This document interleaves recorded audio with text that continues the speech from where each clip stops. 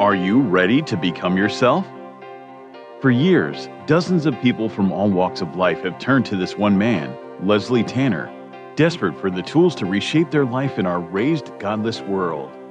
Utilizing a unique blend of good-natured humor and brass tacks education, his innovative approach has helped innumerable people reach new levels of consciousness and personal power. All right. Leslie Tanner, a controversial but selfless and massively influential figure, defies categorization. Since he and his life-changing program rose to fame, the expert class has desperately attacked him as a clown, snake oil salesman, or predator, attempting to silence him precisely because he is so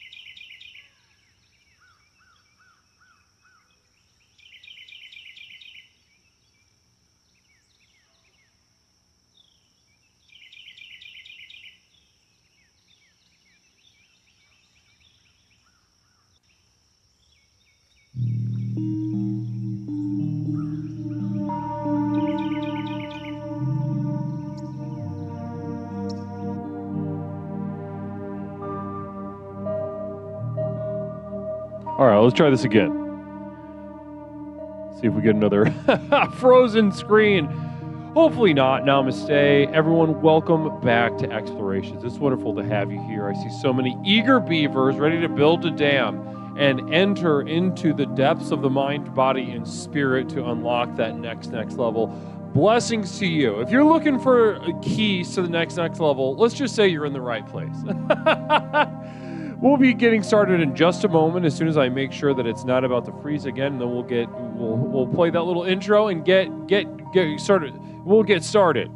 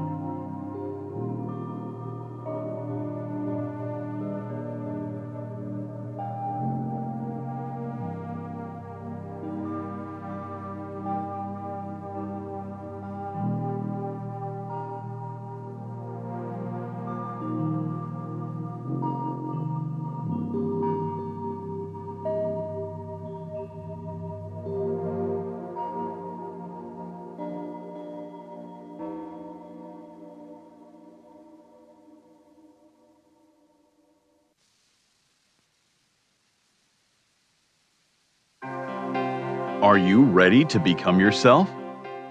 For years, dozens of people from all walks of life have turned to this one man, Leslie Tanner, desperate for the tools to reshape their life in our raised, godless world. Utilizing a unique blend of good-natured humor and brass tacks education, his innovative approach has helped innumerable people reach new levels of consciousness and personal power. Leslie Tanner, a controversial but selfless and massively influential figure, defies categorization. Since he and his life-changing program rose to fame, the expert class has desperately attacked him as a clown, snake oil salesman, or predator, attempting to silence him precisely because he is so effective at helping others become happier and more powerful in their own lives. From the most challenged, the mentally ill, handicapped, women, and mentally retarded to the most successful athletes, entertainers, business owners, medical doctors. Regardless of your station, Leslie Tanner has committed his life to giving you the tools you need to transform your life. So, are you tired of being in near constant emotional and physical pain? If you could snap your fingers and have $1 million, would you do it? Is there a you buried deep inside whose power and will yearn to be expressed? It's a whole life-changing program. If they get half of what I got out of this program, they're going to have a much happier life. It was fun. I really loved doing the program. I loved learning about myself. It was just amazing. So if you have an interest in transforming your life once and for all, come along. I have so much to show you. In a moment, you'll have the opportunity to call the number you'll see on the screen and speak to me, Leslie Tanner, directly. Together, we'll tackle the most critical issues related to unlocking your true individual power and reaching your fullest potential. Let today be the first day of the rest of your life. Welcome to Explorations.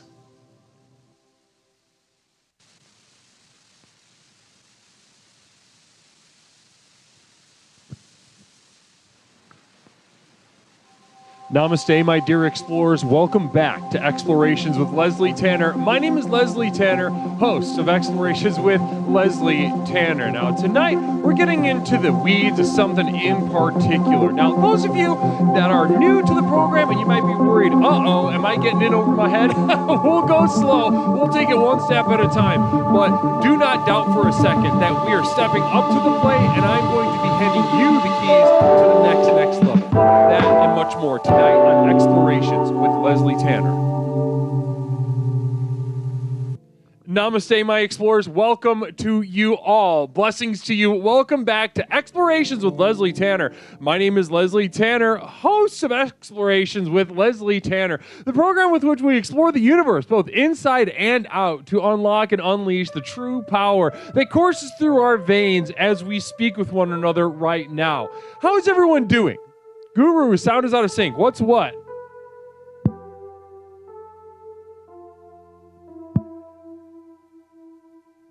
Is the audio behind? Oh, it's really out of sync? Ah, man. It's doing that thing again.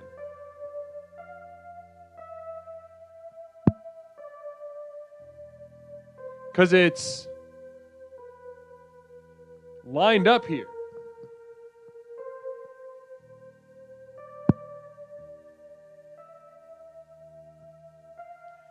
I don't even remember how we fixed it.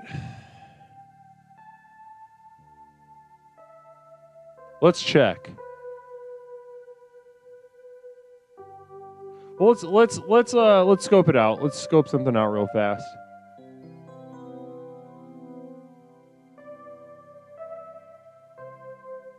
Let's see if we can just fix it. Let's just fix it. Let's bang it out. Let's bang it out of the thing right now.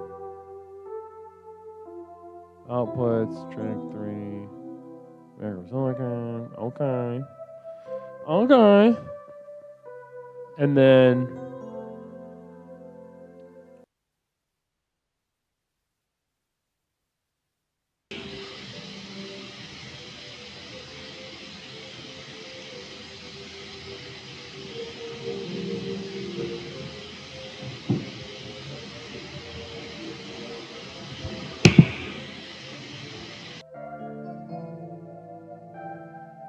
okay, let's check this out.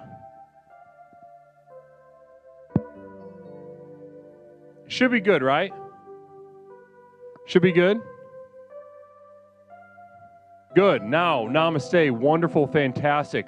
Blessings to you. God damn, are we here? Namaste. My name is Leslie Tanner, host of Explorations with Leslie Tanner, the program with which we explore the universe, both inside and out, the subjective and the objective. You know, there are few dichotomies that sit at the base of how we view and move through this world, any more fundamental than the subjective and objective divide. Long ago, the Enlightenment, quote unquote, just, fell upon our lands from sea to shining sea, clarity and promised much. Promised new levels of clarity, new levels of peace, and new levels of affluence. Now, in some ways it has panned out, but it doesn't take a genius to look around and to see that everything is in utter and unparalleled decay.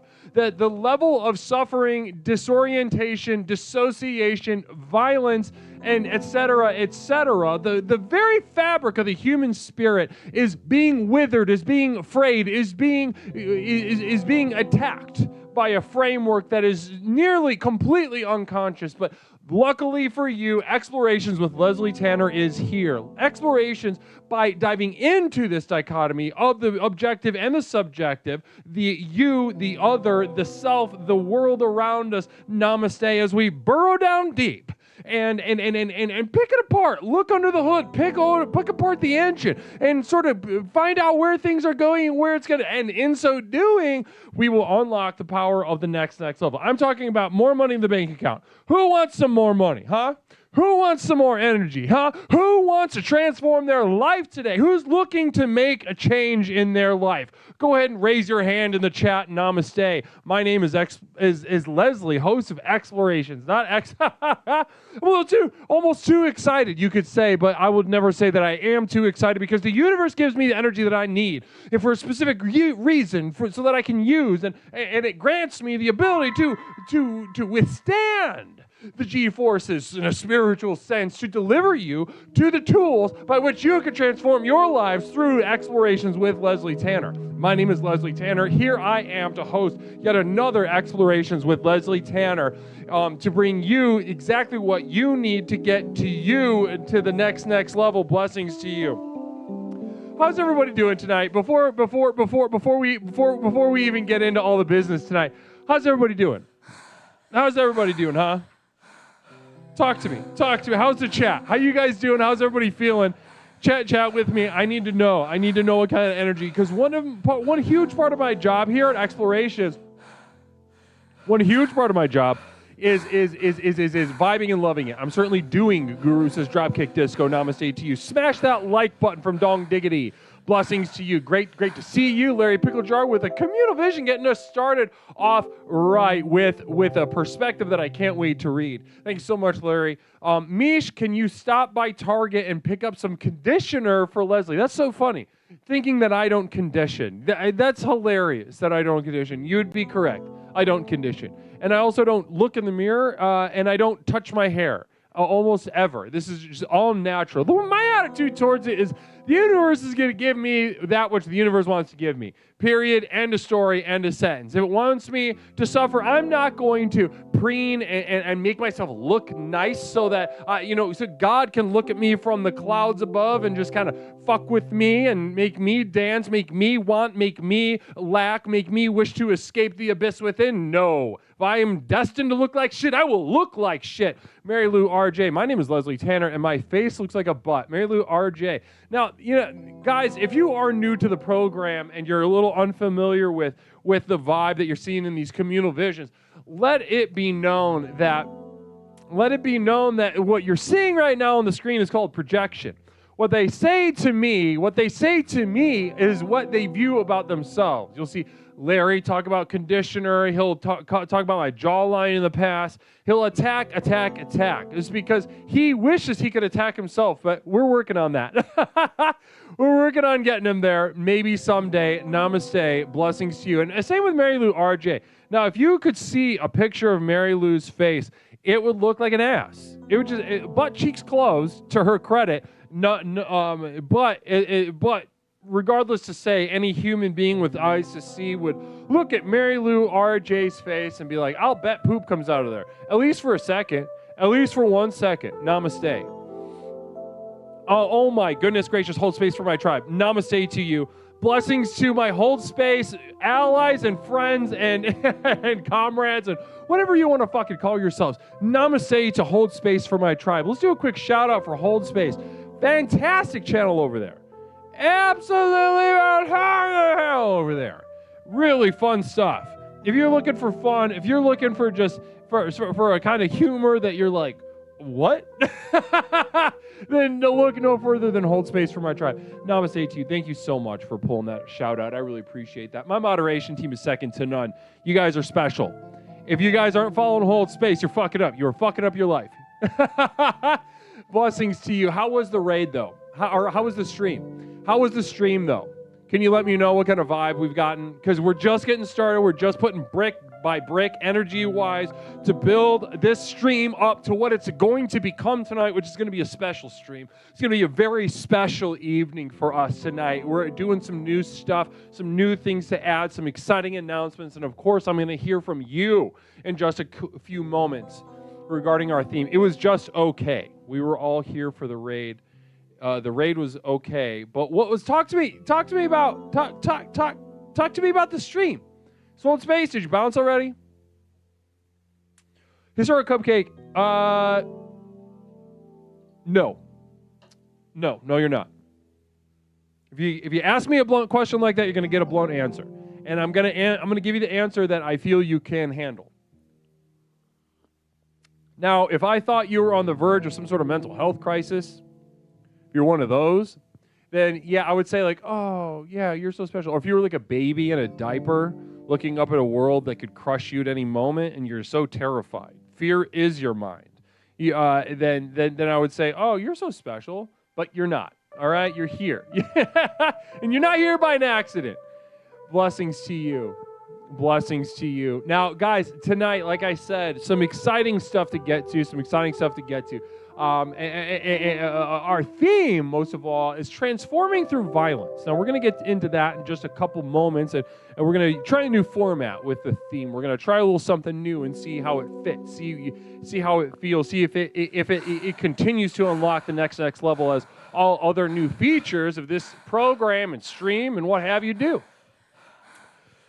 I want to give you all my money. Is that okay? Yes, absolutely. FL Girl, and I guarantee that it will go into the most careful places, almost only the soundest investments, and that is in the program itself. A little bit into the compound fund, where we'll be living together in beauty and harmony for about 6 weeks, after which it will become worse than anyone could have possibly imagined. Namaste. And that is including already knowing about stuff like Jonestown, Heaven's Gate, etc., Waco, Namaste. Lord knows what's going to happen. It's going to be, I don't want to spoil, it kind of will defy words, so I'm not going to even try anymore. But Namaste, if you want to give all that money, go right ahead. I'm also seeing, I saw a Beef Supreme gifting a sub to Cherish. I see Dropkick Disco gifting a sub to Greg Gunner, and Pepperoncini gifting a sub to VJ Cat. Namaste to you. Kicking off an early Jazz Express. Unfortunately, I was still preparing. I was making myself a cup of coffee. I couldn't play jazz yet. And it's funnily enough, because a nickname I have for coffee is Jazz. If you can imagine that, me at home just saying, a hot cup of jazz, while being commanded in another room to play jazz music of a different, kind. So it's kind of fun. If you can imagine the fun I'm already having very much fun with all of you. Now, let's go ahead and cut to what you're seeing already on the screen. Now, guys, very exciting announcement. As you know, this month, all month, we're running a very special promotion over at the Community of Devoted Light at patreon.com. Now, to set the scene for this, a couple months ago, somebody from the community, they walked up to me, a longtime member of the community, having experienced the benefits of the program. They found themselves more money, so sort of more effervescent horniness. Before, it was a horniness that was just like, it was like a cinder block to the fucking shins and to the head at the same time, and then just some squalling hyena. If you could imagine the painting that I'm painting right now, the picture that I'm drawing and illustrating, this is what their sexual energy felt like. However, now it's much more effervescent, ephemeral, and ultimately a lot more workable and usable. But they came up to me and they said, Leslie, you've helped me so much in my life. You didn't know this about me, but I have been a YouTuber, a famous YouTuber, for nearly 2 decades now. I've been supporting myself with income with my various social media accounts, my thousands of followers, etc., etc. But I want to put it all away.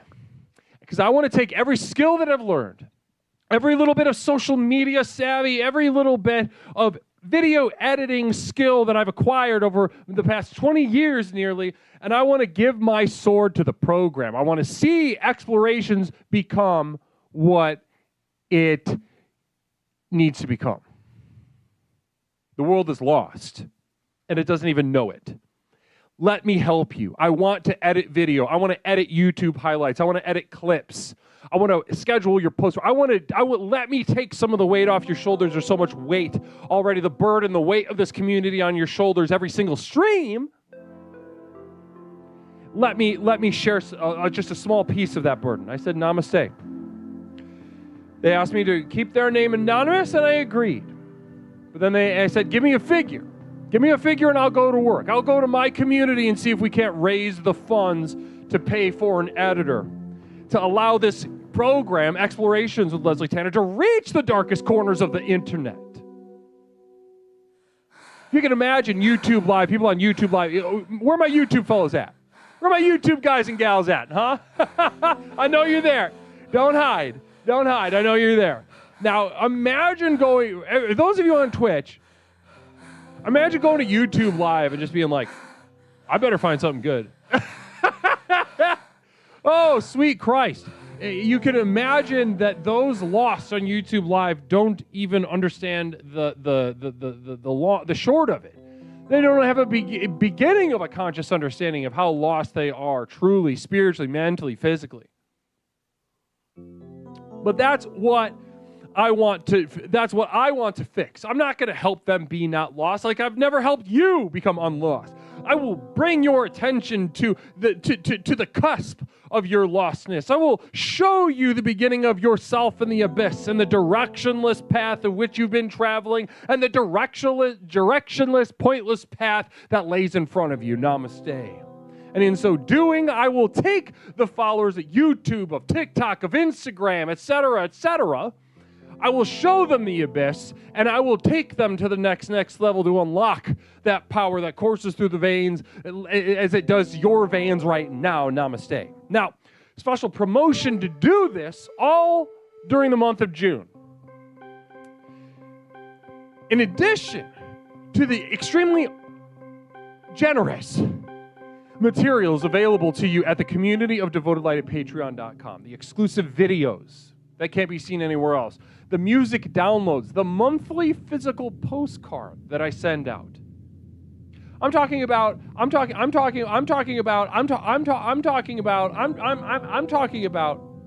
the quarterly archival prints. I'm talking about any manner of things that I generously cut myself and bleed for you over at Patreon.com.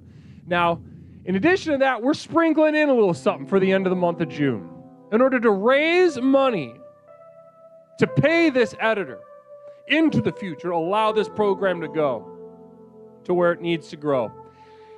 I am throwing in some extra special rewards for my patrons, for my community of Devoted Light members.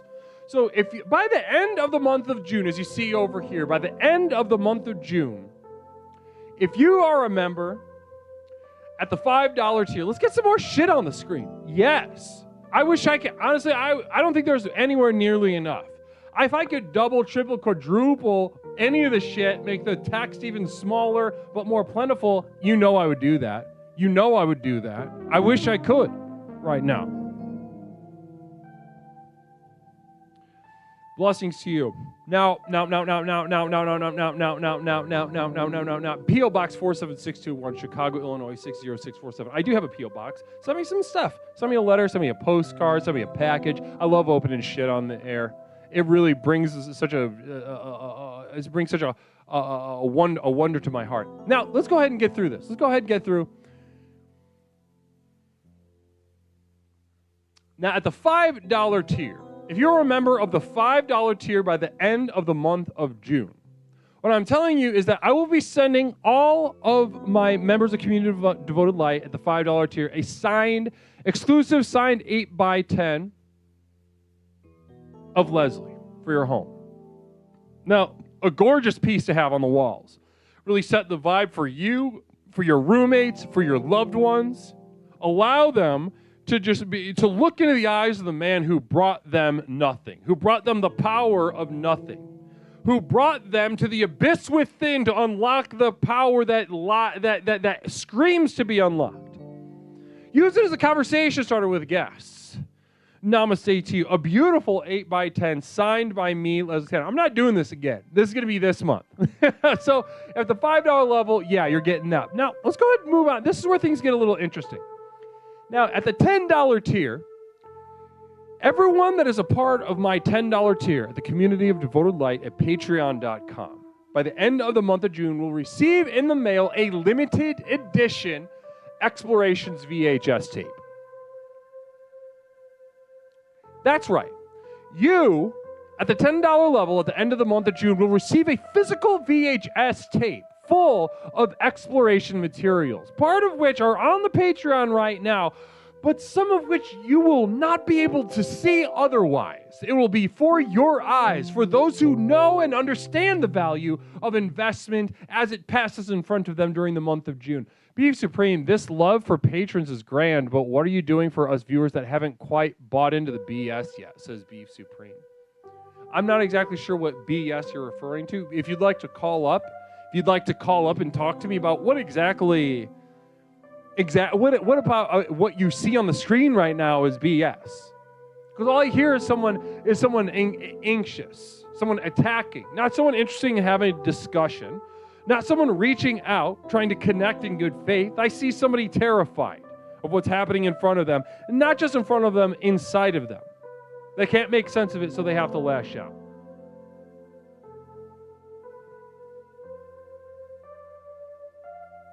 They have to lash out. If you want to give me a call, Beef Supreme, I'm all ears. At the $10 tier, you'll receive a VHS tape in the mail, full of materials that you can't find anywhere else. Namaste to you. Now, at the $25 level, if you are truly living that two-tub lifestyle, you got a little bit of extra clam in the bank. You got green. Your paper is doing well. What you will receive in the mail at the end of the month of June at the $25 level, you receive this VHS tape, already limited edition, already very rare. You will receive an exclusive guided meditation on that VHS tape. That's right. Only a small handful of you will ever even get to lay eyes on this perfectly crafted, specially crafted guided meditation, crafted for you to get you to the next level so that you may enjoy more power and benefits because you can afford it. Namaste. Flux Storm asks, is it a personalized meditation? That actually came up in conversation today. Now, a lot of people have signed up. I don't think I ever said personalized, but I very much might have. When I get into this pitch, I sort of black out. I'm going to be honest with you. I black out. I don't remember a goddamn thing I say. Now, on top of that, though, it says exclusive, not personalized.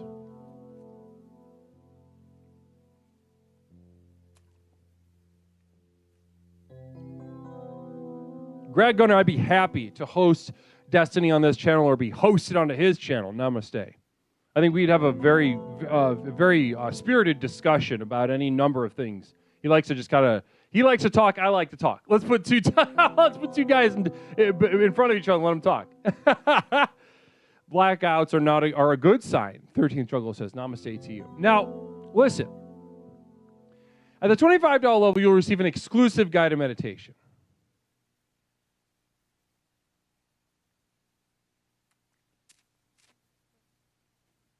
Now, who signed up? Did anybody sign up for this guided meditation VHS tape and thought it was going to be personalized? I need to see ones in the chat if you thought that. Please don't fuck with me. Data Pagan, how exclusive? What was that look for? Real, 2, Hot Dog Fitness is the program. Data Pagan, you signed up, was it exclusive or personalized? What did you think? What did you think in your mind was going to happen when you got the tape?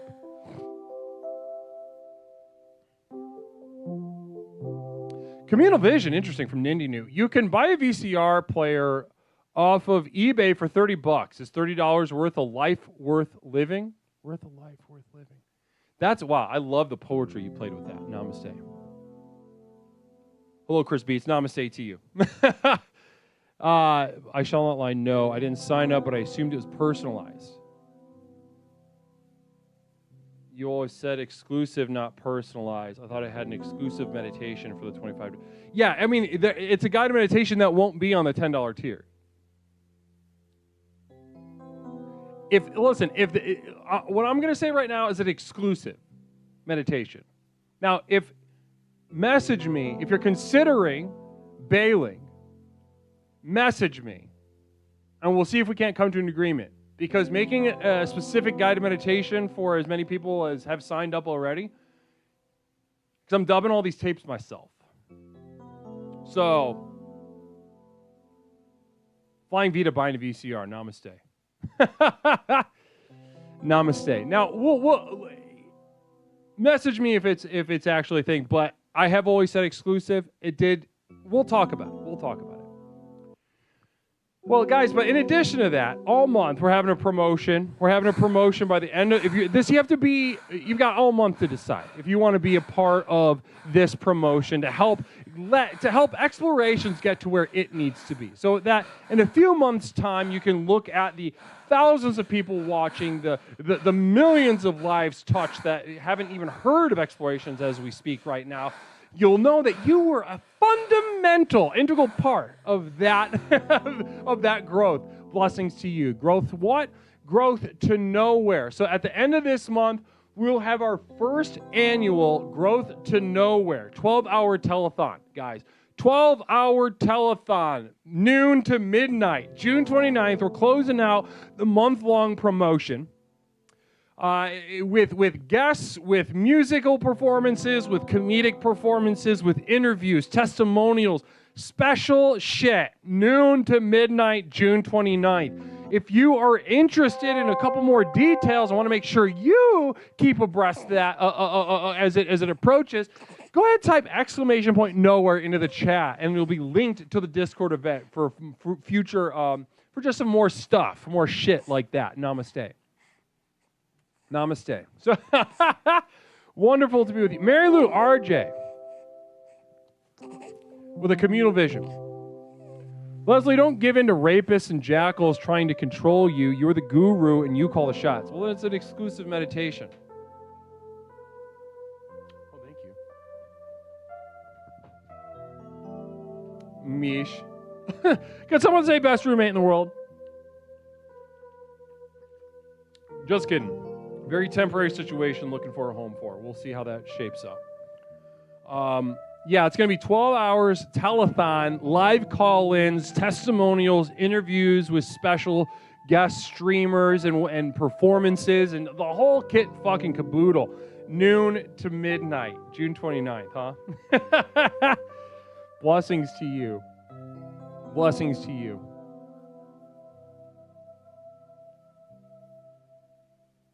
Now, guys, let's go ahead and get into the theme, because I got to open up the line. I want to speak to you, all right? I got to open up this line, and I got to speak to you.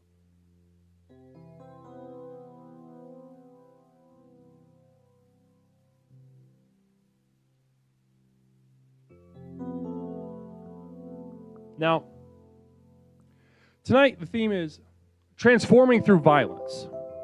Now, I'm confident that we put together something tonight. I put together something for all of you that both experienced explorers and newer explorers will learn a lot from, will gain a lot. Now, to begin, once a year,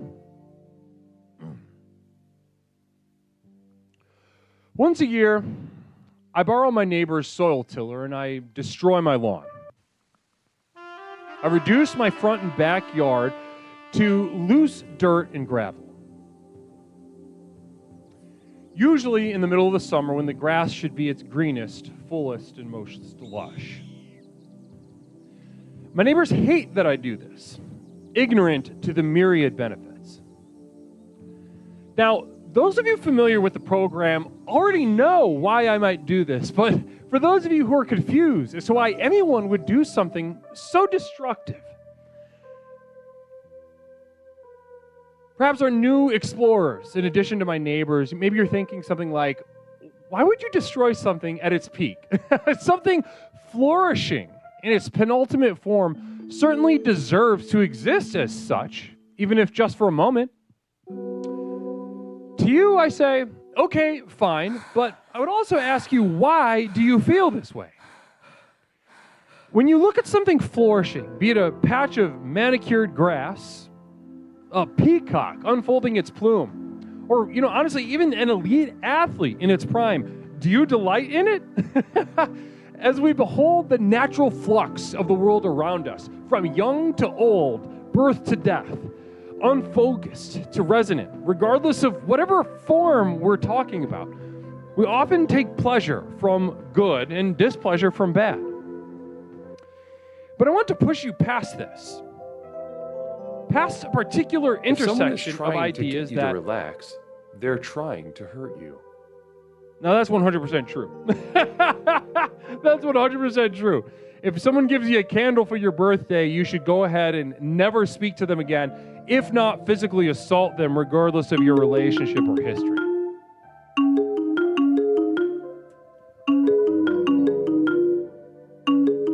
Nope, not yet.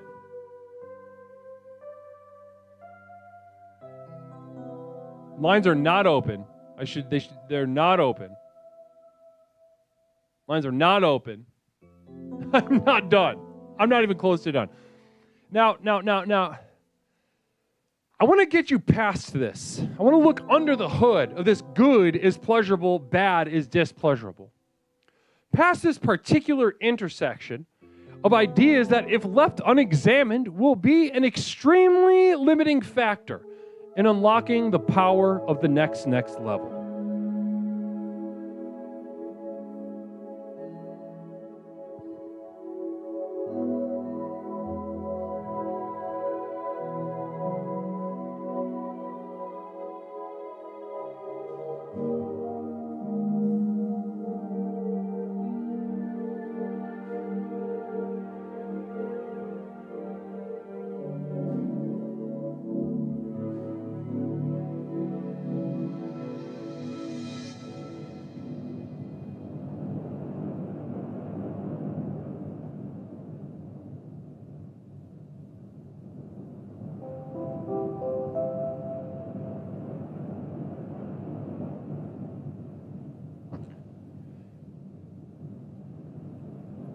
Now, we began this talk with talk of destroying my lawn.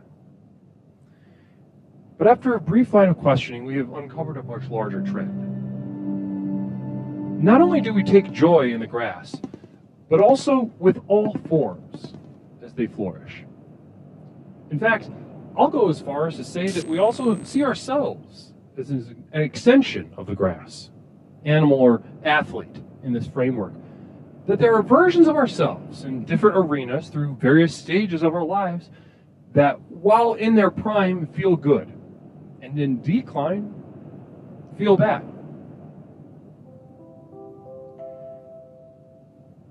That this is true, I don't wish to debate.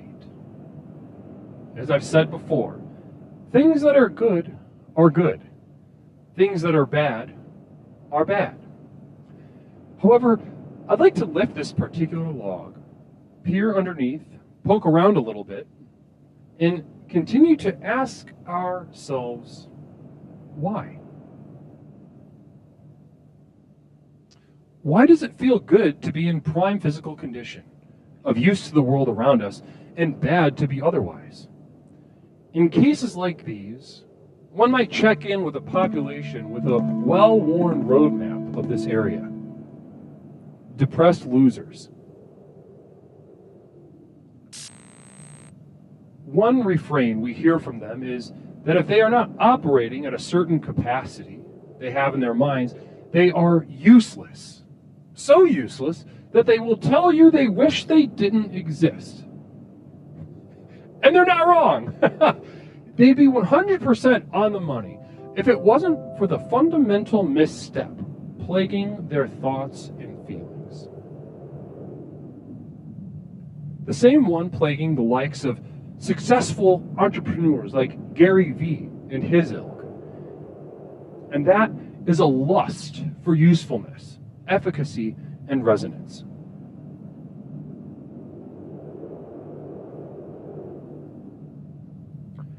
Snorting and squealing like pigs, we lust and fetishize this primed stage of every conceivable form. As in grass, animals, and athletes, so too do we see ourselves. Resonance within ourselves is preferred, correct, and at times moral, or even redemptive. But here we come to the crux. Redemptive of what? Do not shirk off what you know to be true. You feel you will be redeemed through resonance, productivity, efficacy, aka being yourself. Because deep down, you know that the depressed losers are right. There's no redeeming anything. They and you are fully and completely redundant and powerless to the very core of your being. By now you understand that there is no religion or reasoning that can empower or console you. So in light of this reality, I call on you to regularly, spitefully, and violently reject resonance as a means of starving our horniness for resonance, in discovering the depth of our filth, our sin, our irredeemability. Knock over a statue. Sabotage yourself at work. Undercut a loved one's confidence at a weird time. I call on you to find untapped ways to reject resonance and embrace new planes of violent destruction to self and other. Ultimately, it is only by seeking out and confronting the unspeakable in and around ourselves that we may access the power of the next level.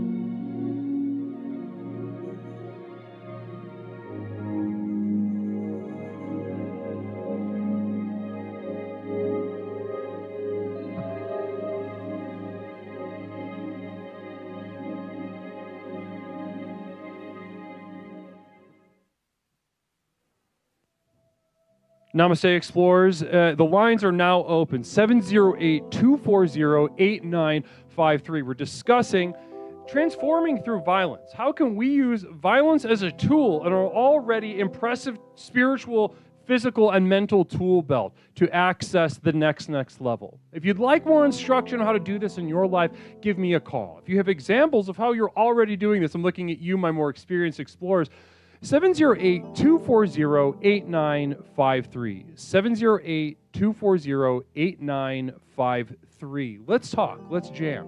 Please speak to me directly, Leslie Tanner. Namaste.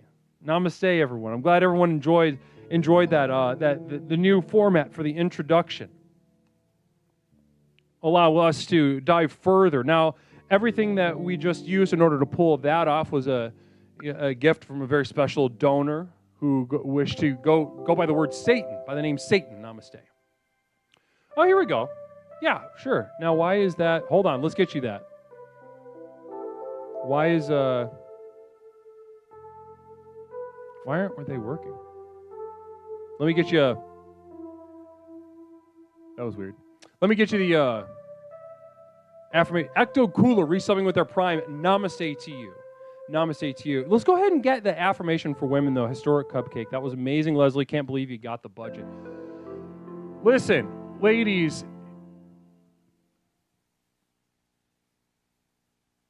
you're not hysterical enough, in my opinion. Bless you.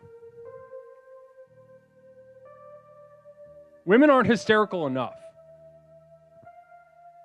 Women are hysterical? Yeah. Are they hysterical enough? No. Imagine your body as the jumping off point into the physical shared reality, but also the abyss from which all forms come. Imagine trying to walk between those two worlds. Hysterical is the only reasonable response. Namaste. Yes, women are hysterical, of course. Of course they are. Of course women love shopping. Of course women aren't reasonable. Have you ever looked into space, truly looked into the abyss? But just by looking at your genitalia? Caller, welcome to Explorations with Leslie Tanner. My name is Leslie. What is something I can call you tonight? Hey, it's Pepperoncini. Pepperoncini, how you doing? Namaste to you. Namaste. I'm doing well. Wonderful. Wonderful to hear. Pepperoncini, tonight we're discussing transforming through violence. Now, what do you think I mean by that? What do you think I mean by transforming through violence? I think it's like the idea of exercise is transforming through violence.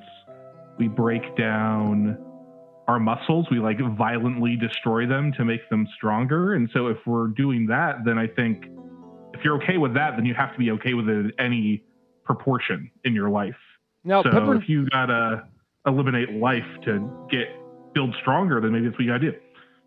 Pepperoncini, I think you're right on the money with an analogy that you're using. I think that you're obviously well acquainted and familiar with the tenets of the program. However, I do think that if people were to only think about exercise as an analogy, I think they might miss the point a little bit. I think exercise is destruction, and if you think about that on the basic level, and you've done the spiritual work to see that. But also, exercise gives you toned muscles. It gives you abs. It only, in some sense, it feeds the very monster you're trying to starve out. Yeah, yuck. This lust for becoming, this lust for edifying, the physical body, to get the benefits of that. Now, I would worry about someone who only. Of course, you're familiar using an analogy. But are you a big workout guy? Are you a big workout guy, Pepper? A little bit recently, trying to get back onto some routine as like a person who works at their desk all day. Yeah. Right. Okay. So maybe it is on my mind. It's a little. But now you're scaring me away. Maybe I should dump the bike. Oh no! Listen. What we're talking about right now isn't the actual activity. The superficial substance of what we're talking about is kind of besides the point. It's about the sort of intention. It's about the approach. It's about how we engage with it. Now, if you are truly seeing exercise, like I want to see you, like are you kind of chubby, Pepperoncini? Have you gained some weight working in an office? Yeah, I work from home, so yeah, it's all the sins are available. Yeah, so on demand. You're walking like 20 steps from your bed to the kitchen, another 10 to your computer, and you're done. Yeah, and I'm like, I have kids, so I go and I gotta do stuff with them, but that's it. That's all the energy I have. If only left. that were enough. Namaste. Communal vision from Hoshkins saying, Pepperoncini, hey Pepperoncini, I'm new here. What's your deal? Yeah, I'm trying to figure that out myself.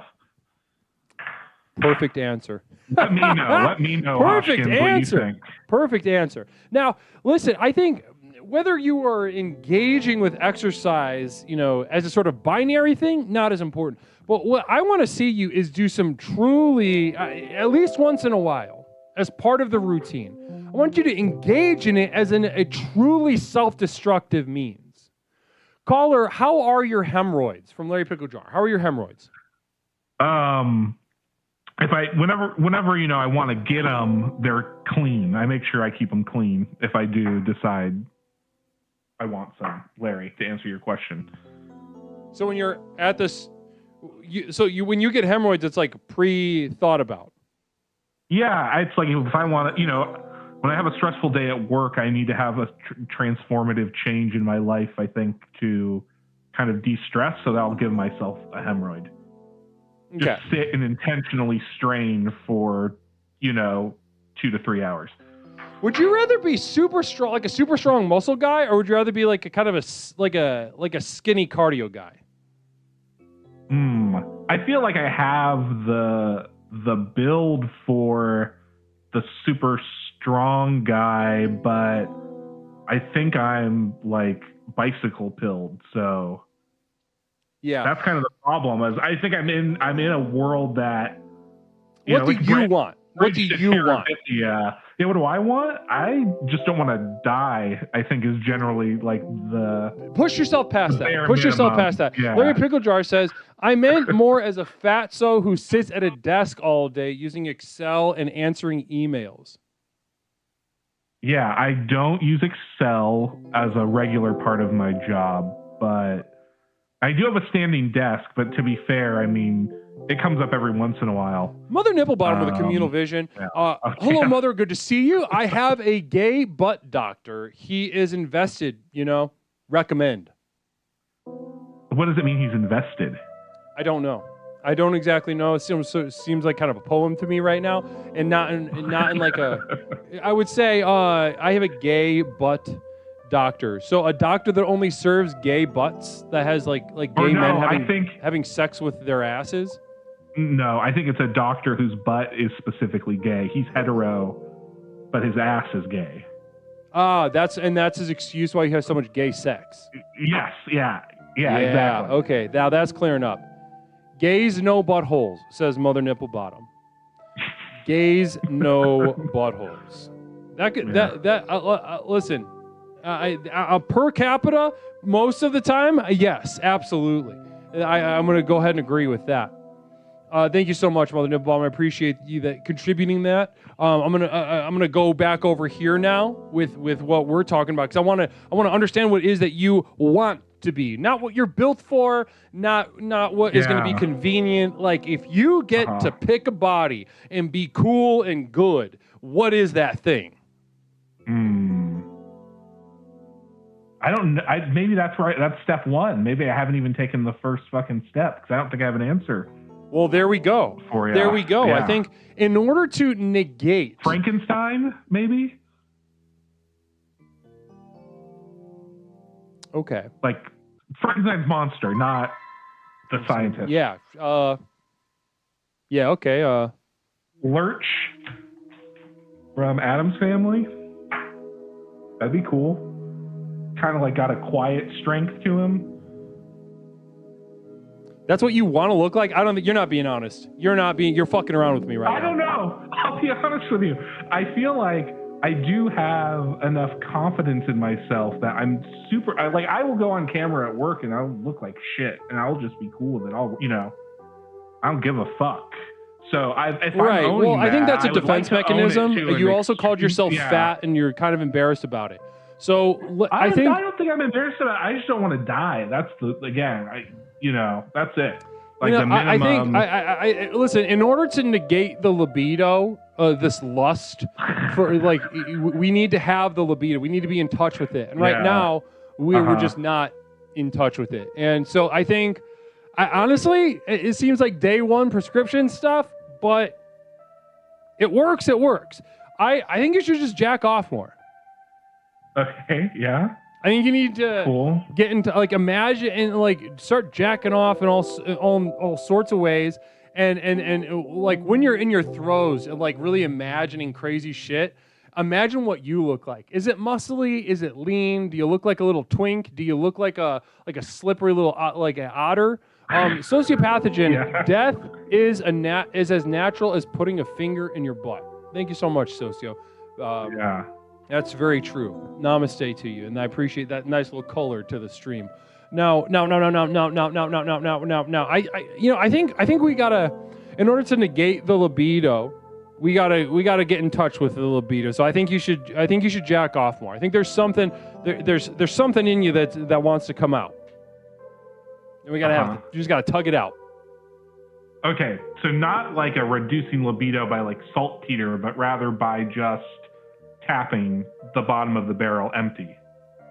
Is what you're saying? Is the solution is just drain it from tip to toe? Eventually, yeah. Well, we have to harness it in order to negate it. You know what I mean? Okay. We got it. If we're really gonna look into the abyss, we have to conjure up the strength that is in order to harness the strength of that which is not.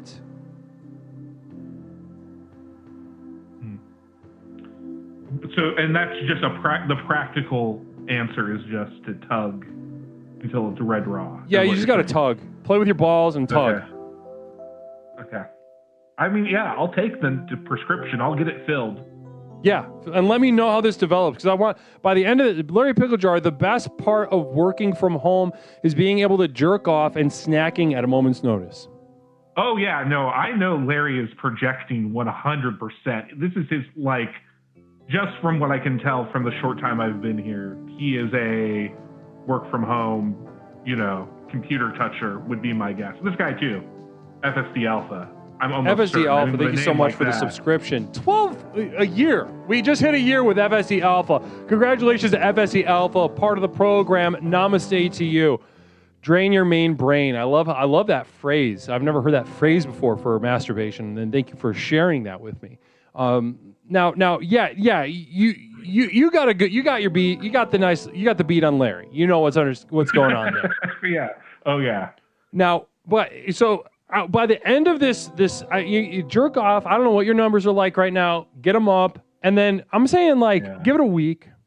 A week from now, what I want to hear from you is the level of fantasy of like a furry, or something or somebody like really autistic and just kind of losing it in D&D.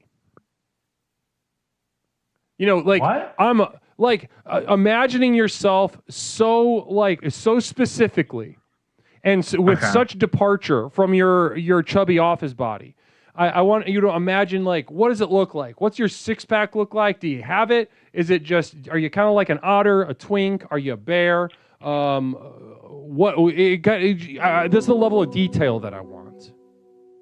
Okay. We got to get that libido. We got to get back in touch with it so that we can destroy it. Yeah, for sure. It would be helpful if I could gamify it. If they had something that could tell you your jack off speed to spurt ratio or something like that. So that'd be nice. Maybe I should get the team on a sort of Fitbit app or something like that. Maybe some sort of Apple Watch thing. Fitbit, like a Fitbit cock ring or something like that. Yeah, wow, that's a terrific idea. Well, I'm gonna get to work on that. But you get to work on your masturbation numbers, all right, Pepper? All right, thanks. All right, Leslie, God bless. Namaste. And hey, great, wonderful graphics. I clipped the end there. It was wonderful. Just love the production value. Namaste. Of course. I was very confident that it was going to get us to where we needed to be tonight, and your call tonight really showed me that it hit at least somewhere near the G spot, so to speak. Yeah. Because this has been an excellent first call. Indeed. Well, namaste to you. Let me know about those numbers. All right. All right. God bless. God bless. Namaste. 708-240-8953. FSC Alpha, take super, make vitality. Take super, make vitality.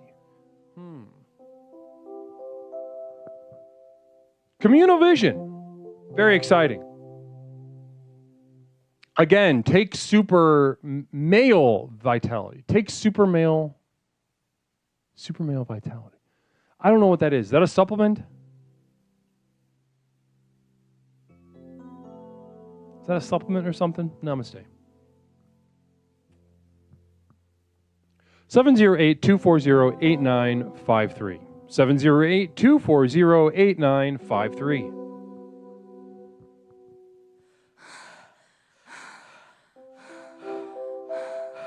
Seventh Dragon Ball with the Communal Vision. Can't wait to read this perspective.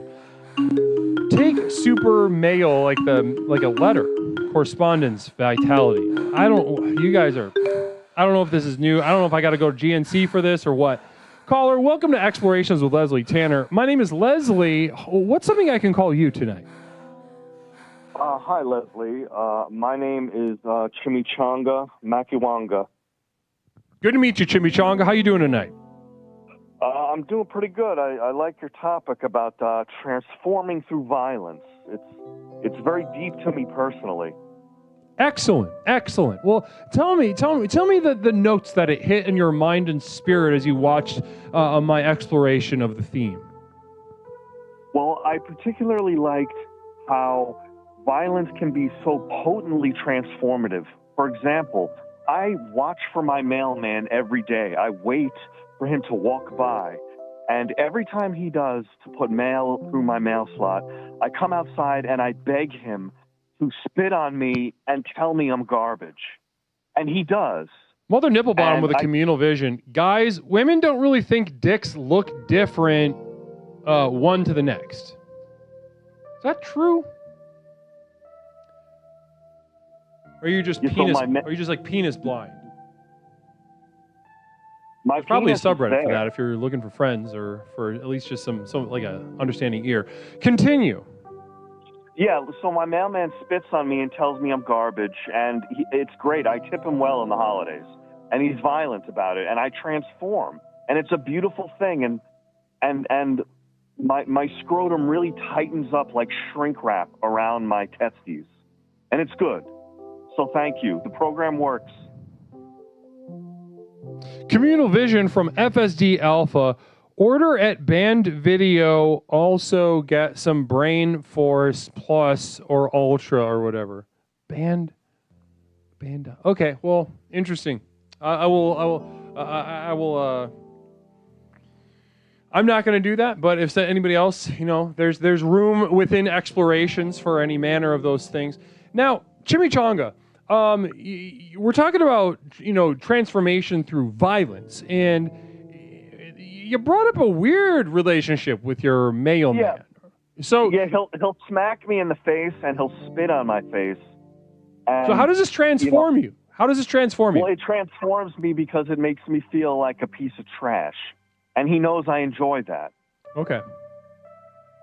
So he knows that you enjoy feeling like a little piece of dog like shit. Like a bitch, because I'm a piece of dog shit bitch. Yeah, I like it. And then, okay, I'm able to be grounded as such through his actions and funny business. This sounds like to me. I'm sure it feels like a transformation because you are repressed about, being a little piece of dog shit. But I will say, this sounds like in him being violent to you, it's actually the opposite of a transformation. It sounds affirmative.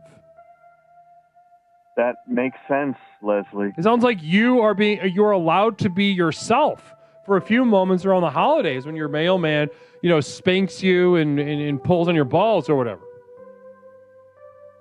Yeah. Is that the wrong path, do you think? No, I think that's listen. I think what you're up to, what you're on this path with having your mailman assault you. Okay. Now, how Yeah. I think it's interesting, and I think there's something we could work with here. Now, this mailman, is there something, what's your rapport like with him? We're friendly most of the time, but if he sees me walk outside in just my underwear, he knows to, smack me around a little bit. So there's an understanding, like kind of implicit consent thing happening. Yes, exactly. Okay. So I would say, I don't know if you could write him a note or something. If you could tell him to do like cock worshiping stuff with you next, instead of doing that. All right. Because we're looking at negating the libido in order to see what we are escaping from. Do you see what I mean? Would you recommend a chastity cage? It feels good to be affirmed. It feels good to become ourselves. But it feels good for a reason. It feels good because there is such a dearth of humanity at our core. And that's what we're looking to go after to attain the power of the next level. So with this, I would say, since you do feel like a piece of dog shit and you like getting slapped in the balls and your penis, tied into a little knot or whatever, I would say let's do the opposite. Get this mailman to do some cock worship. Now we'll be cooking with gas. All right. I'm a little scared, but I'm looking forward to it. It's a good You know, path. some examples of if I was the mailman, it would be like, hey, Chimichanga, you have such a beautiful cock, King. And you'd say what? Oh, that's wonderful. I would say, no, my cock is tiny. But No, my thank cock you, is. sir. You're like, no, your cock is so violently handsome and fucking strong, and you are awesome. And you know, I would have to, I'd probably work up some notes if I was the mailman, but give him a heads up and see how it goes, and maybe report back to us. Okay. Thank you, Leslie. Thank you for your help. Namaste. Namaste to you, Chimichanga. Bye-bye. Bye-bye. 708-240-8953. 708-240-8953. Whatever you do, don't cut your dick off. That's against God. FSD Alpha. Now, I don't know. FSD, you've been here for way too long to be talking like that. Against God? Resonance with your perception of God's rules is going to deliver you where? From what? This is what we're talking about. This is what we're talking about. You're looking for a rule book. It doesn't exist. Eyelids are the same kind of skin and a penis. So, interesting. Seventh Dragon Ball. Unless your dick looks like a chimichanga. Well, I think it's not. We're not looking for him to come, guys. We're not looking for Chimichanga to bust. We're looking for Chimichanga to feel the dissonance that will get him to the very primal thing that he's avoiding. Seventh Dragon Ball. Hey, you give dick compliments pretty well. Is this learned behavior? I mean, I've spent a lot of time, just having sex in general, men, women, anything, and part of that has been, half that time I've been nice. I've been nice about penis, and then the other half I've been mean. I've been mean about it. It's important. You got to balance it. There's a yin and yang to the whole thing. Not everybody wants to hear positive stuff about their cock, but not everybody is always going to be in the mood for negative stuff about their cock either.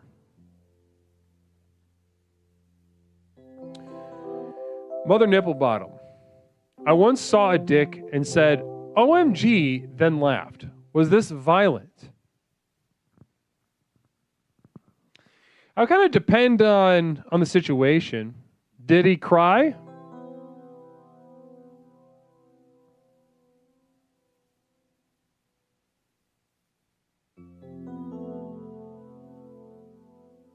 Did he cry? Yeah, what's his dick look like?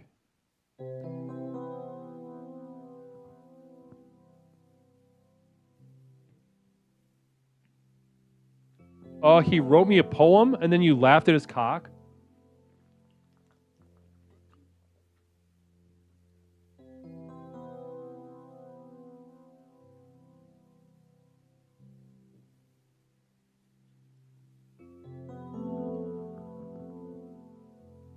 He wrote me a poem and I laughed at his cock.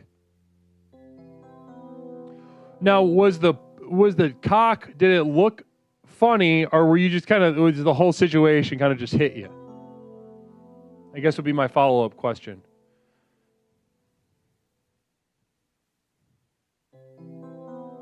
It surprised me. I laughed when I'm nervous.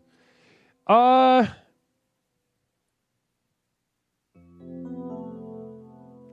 leaning towards not violence. Like if he kind of had the momentum and the power there, and he wrote you a poem, and you laughed out of nervousness, did you walk out after that? If you walked out and said like, haha, no, then I guess that would be a form that could be considered a form of violence.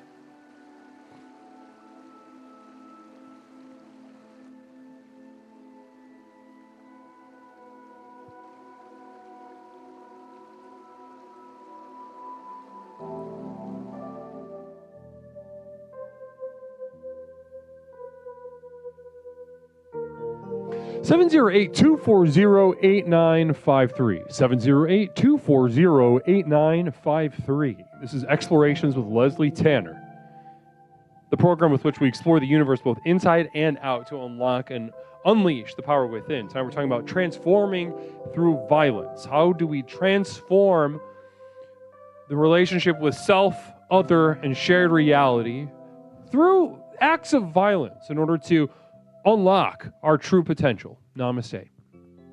708-240-8953.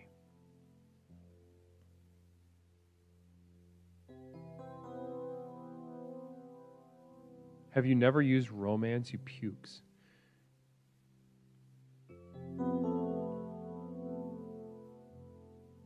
So, wait. Hold on. Mother no bottom, you're getting upset with people. You're getting frustrated for not being sensitive to romance. And a man wrote you a poem and you laughed at his cock.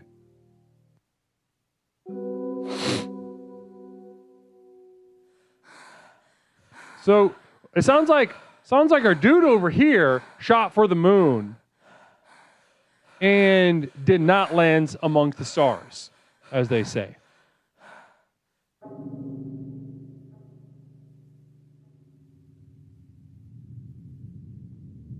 Wait, other way around.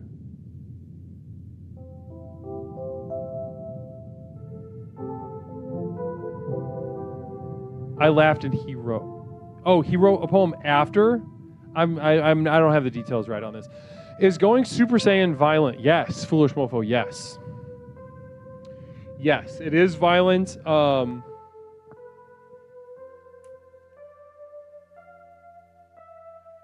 I'm not sure if it's the violence that we should be shooting for right now.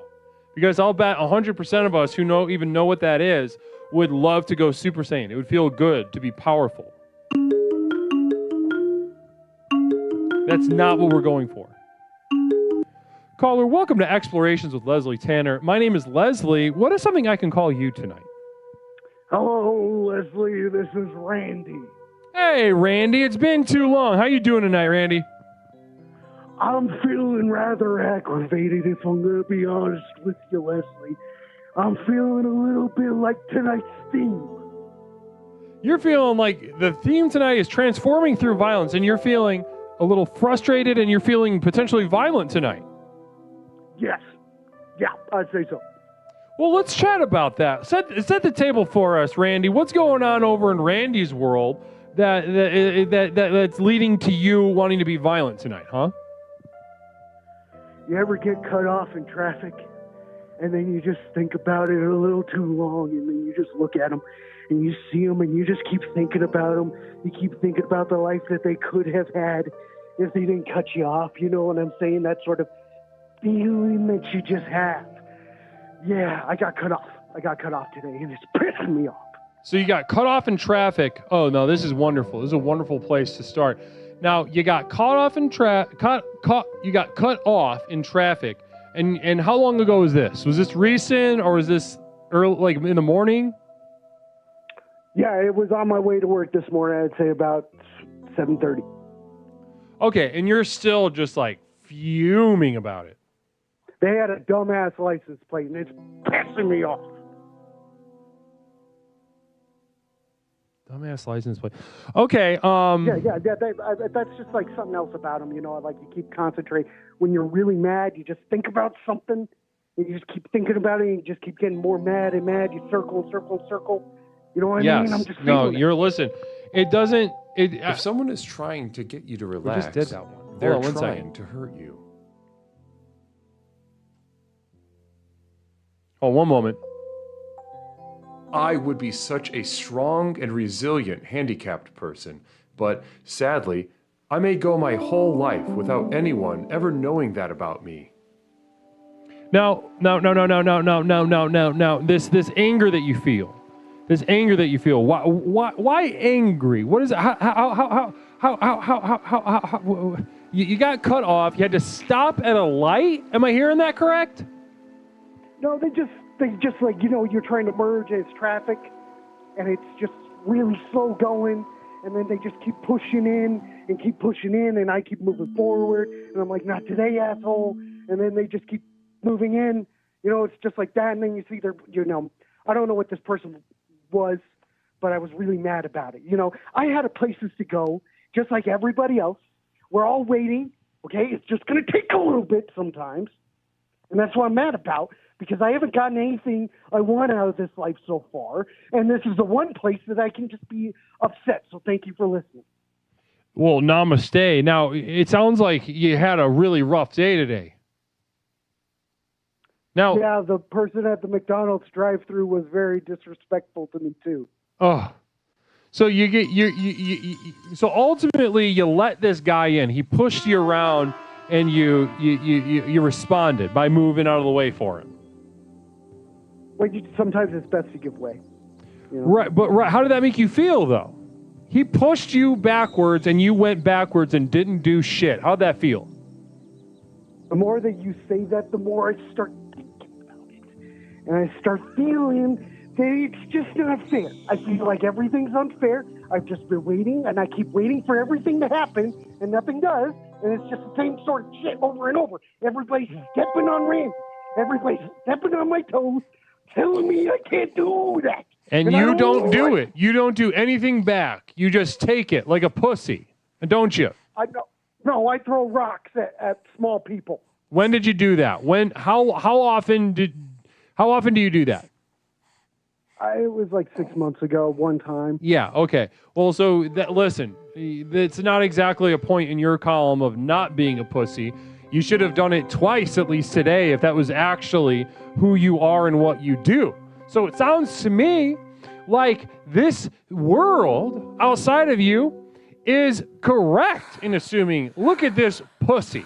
I'm going to take stuff from him. I feel like that's how everything has been going for me lately. No one sees me how Randy sees me. It sounds even worse than lately. It sounds like your whole fucking life, Randy. You said I've been waiting my whole life for stuff to happen and nothing ever happens. Yeah, it sucks. Yeah, it sucks. Something's gotta give. And what's gonna give? What's gonna give? Because you're a pussy, we know that. What's gonna give?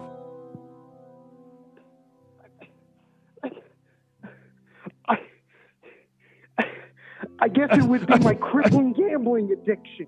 I think that might go first. Seven's Dragon Ball with a communal vision. Can't wait to read this.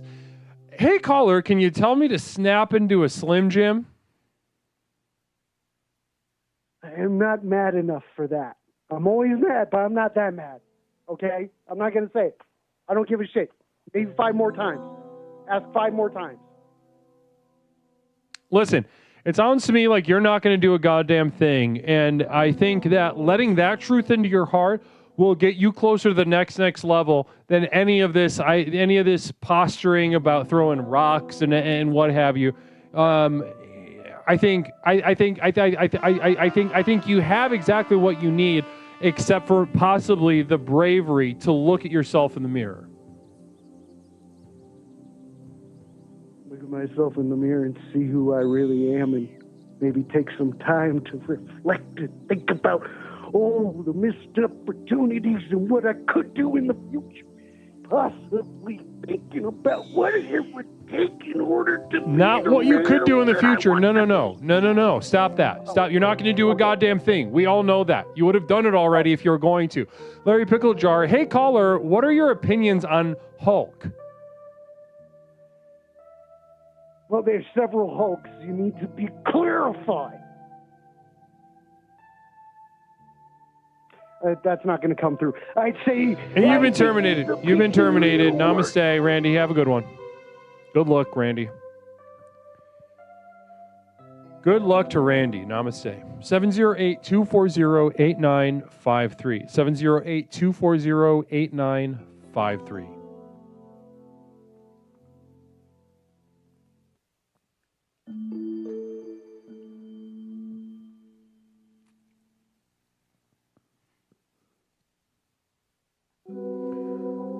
Tonight we are transforming through violence. We are harnessing the power of violence to transform the world around us, our relationships with ourselves, with people near us, and the world that we share. But in the meantime, if you'd like to write me a letter, you may do so. P.O. Box 47621, Chicago, Illinois, 60647. I just received a package a couple days ago from very accomplished explorer Borealis Black, and what a treat it was. Caller, welcome to Explorations with Leslie Tanner. My name is Leslie. What is something I can call you tonight? Hi, Leslie. It's Jenny. Jenny, how are we tonight? I'm doing good. How are you? Doing all right. Doing all right. Tonight we're talking about transforming through violence. Great. Now, you know a little something about violence, huh? I do. I was sitting back. I was sitting back. It's kind of my wheelhouse. Yeah. So go ahead. Something tells me you watch the introduction, you listen to a couple callers, you got something cooking. Share with me. What do you got? What do you got happening in that noggin right now? Okay. Well, my first question was, at first when Randy was talking, did he say that somebody pushed him forward or backward in the McDonald's drive-thru? Is that what he said? I don't know. I think he said the cashier was rude to him. Mm-hmm. And then in traffic, somebody cut him off. Somebody kept trying to push and to merge into a high traffic lane, and he was not letting them. But eventually, he just kind of caved like a bitch. So, I could put this thing together. I'm sorry, I was playing Beethoven on my piano while I was listening. Oh, how about that? Namaste, Beethoven. Very, very classy. Yeah. I thought he said that somebody pushed him, did the old bumper trick. When, you push somebody just a little bit, just real slow. When you're, waiting for traffic to move out. Yeah. Or, you're in a drive-thru. That would have been cool. That would have been cool, but it doesn't even take that much to really rile him and just kind of conjure up these feelings of inadequacy, of weakness, of powerlessness. You don't even need to go that far. You want to ruin his day? Do something innocuous, very early hours of his day. He'll carry that with him for that. It probably would be a relief for him to get hit in the face, because then he could be like, "Oh, I am a victim." But right now, he's just kind of roiling around, looking for something, someone. He'll find it. As long as he hits with the program, he'll find it. We'll see. You can't call me Al having subscribed for 22 months. Wow. Call me Al. 22 months. Explorer has a tail, a long vagina. Thank you so much for the subscription. But that's that Prime, too. I fucking love Primes. I love Prime subscriptions. Blessings to you. They just tripped over it. Just tripped over what? Just a sweet-ass Prime subscription, man. It's awesome.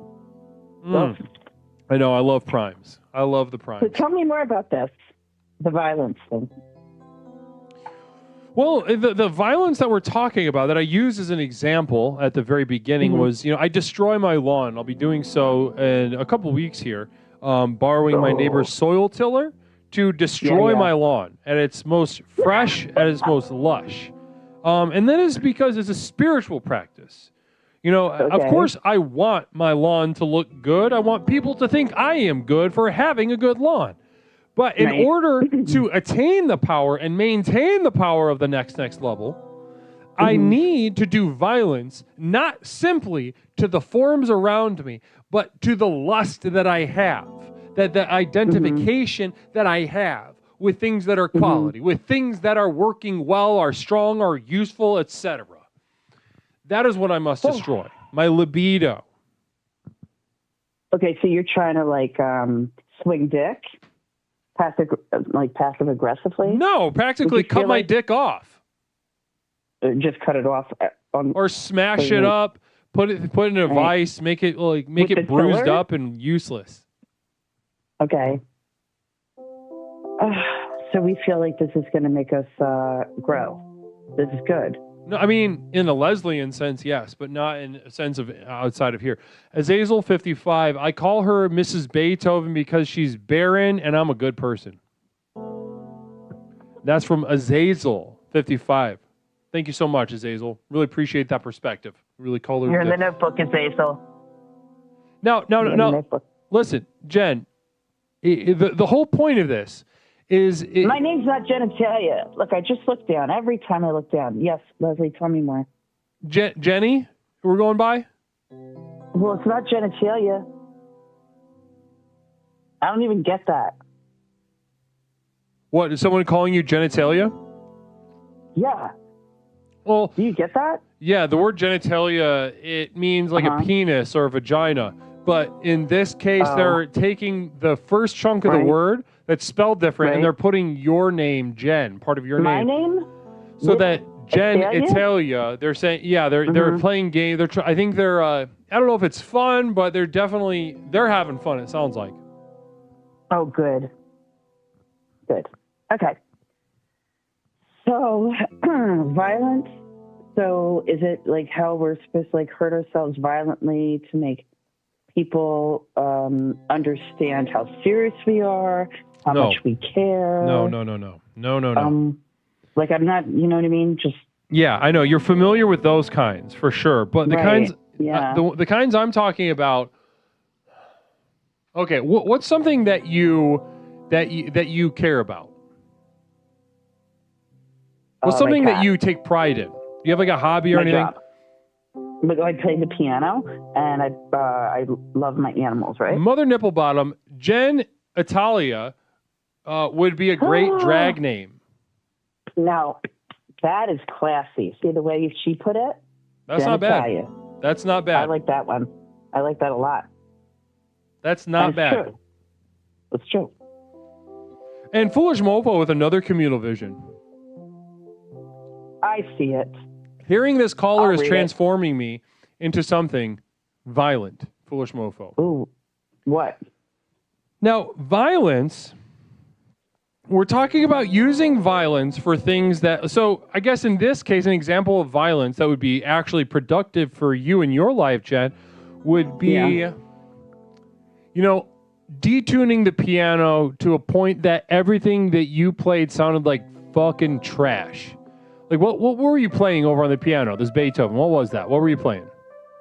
I was playing the Symphony in C. Yeah, so... But I made it into a synthesizer. Oh, that's right. Okay, that's right. That's what you I guess I was getting a little violent. No. Oh. No, because then you're going to give yourself compliments and airs for doing something different, like it was creative, and that's not the direction we want. In this case, we want something... No, I didn't feel good about it. It was like an off synthesizer. It was kind of like it was off tune. It was terrible. And it made me happy. Because I was like, what if I took my headphones off and I made the whole fucking hotel hear this right now? What if they fucking heard this? That'll wake them up. Terrible. It was awful. Yeah, you're just not hitting it though. Listen, you should mutilation? There has to be mutilation with it? You should pop off, like it's in C. You should pop off like some of the keys. Okay. Pop off some of the keys and like jam or break one of your fingers. Oh boy, I already did that. The finger thing's done. But it's not to show other people in hopes that something will be communicated. That's not what we're doing. We're doing it so that the thing that we like is worse, and we are worse because of it.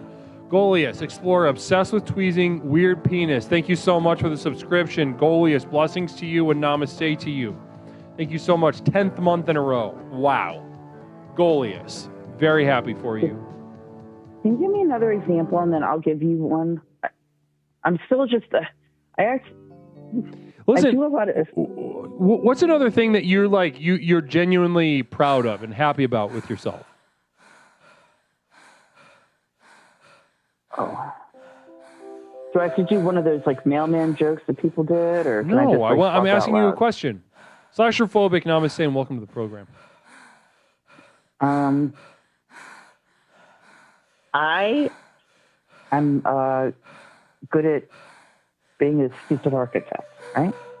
You're good at what? That's being a dumb architect. I can't understand what you're saying. I'm good at drawing. I'm good at my job. You're good at your job. Yeah. I've done a lot of bad things there.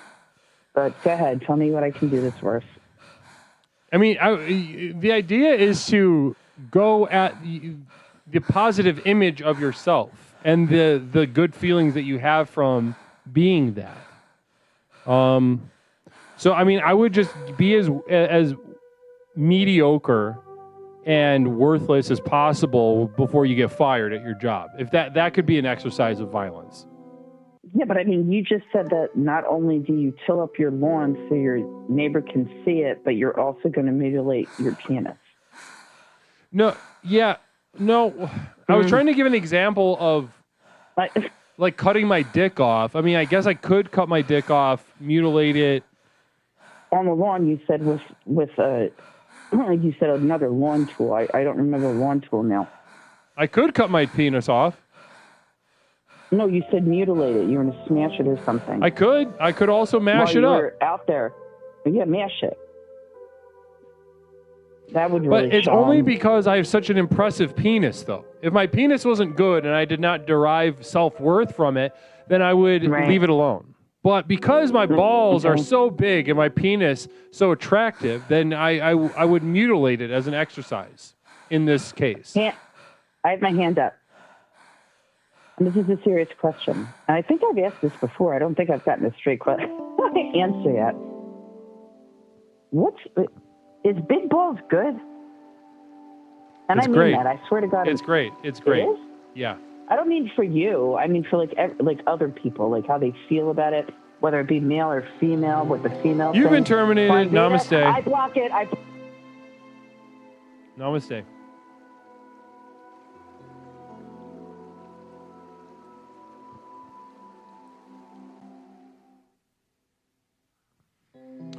Seven 708-240-8953. Flying Vita, thank you so much for the bits.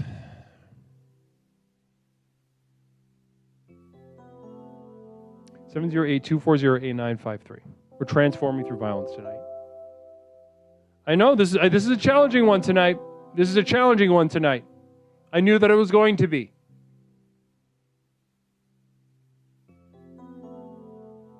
I will never. I'll finish that in a moment. Caller, welcome to Explorations with Leslie Tanner. My name is Leslie. What is something I can call you? Hi, Leslie. It's Borealis. Borealis, welcome back to the program. How are you tonight? I'm great. How are you? Doing great. Doing great. Tonight we're discussing transforming through violence. Now, when I say those words to you, and after everything you've seen in the program so far tonight, what comes to mind, Borealis? Actually, I saw a really interesting idea being thrown around the chat. It was a mosh pits. I didn't say it first, but I jumped on it. And that, to me, is a wonderful way of transforming through violence. Hello? So the mosh pit, transforming through violence. Take me into that experience. What about being in a mosh pit is transformative for you?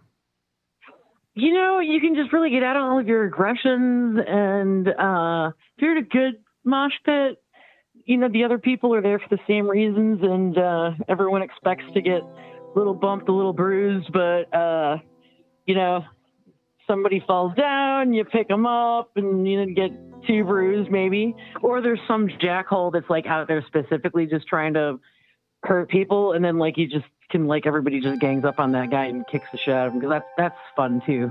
So lots of fun, great, violent things can happen in a mosh pit. You know, so you have fun, ultimately. Ultimately, it's fun. I mean, you know, it comes at a bit of a physical price, but yeah, absolutely, it's fun. Okay, so listen, I'm gonna go ahead and we gotta brainstorm this, because we're off to a start. We're off to a start with this mosh pit business.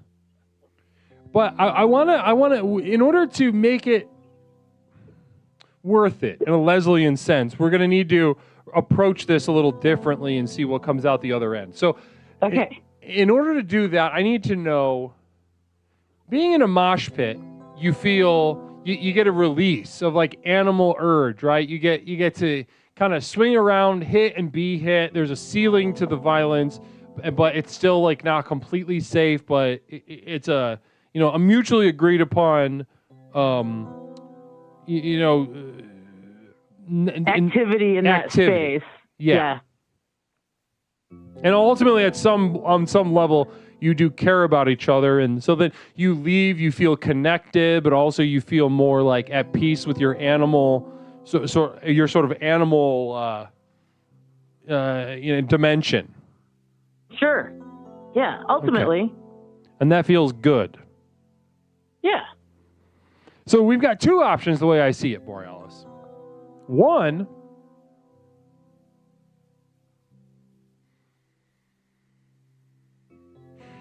we need to deny this animal stuff.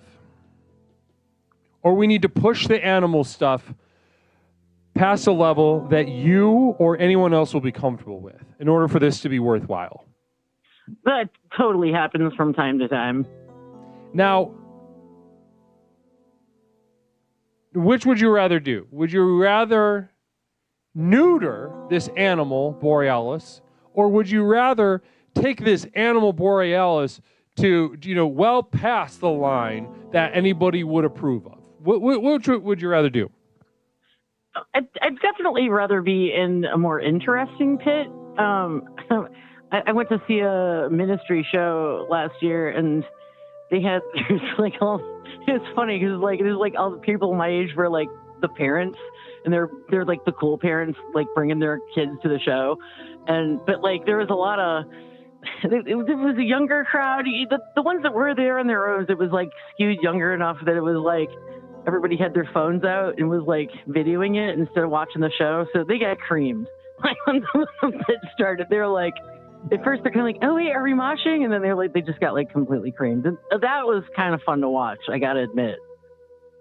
So it was a joy in others' suffering. A little bit of schadenfreude.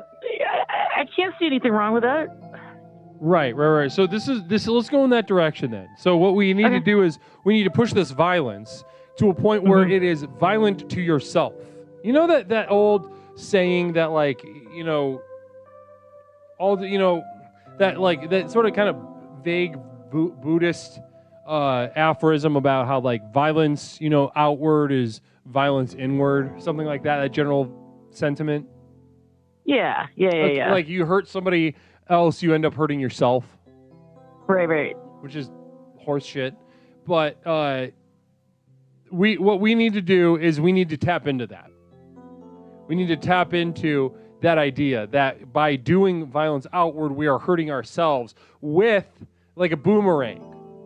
We throw that boomerang out, it hits its target, but ultimately we are the target.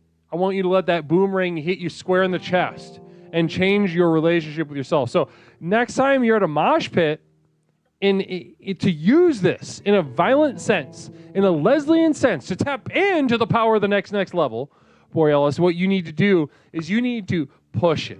You need to be the most violent one by a pretty wide margin. Just go like screaming in there like the Tasmanian Devil. Yeah. I want you to kind of ruin it for everyone. Okay. Well, I mean, I've definitely seen it done lots of times. I mean, but surely it could be done better. Right. Well, I want you. It would be interesting to pursue it from that angle. Absolutely.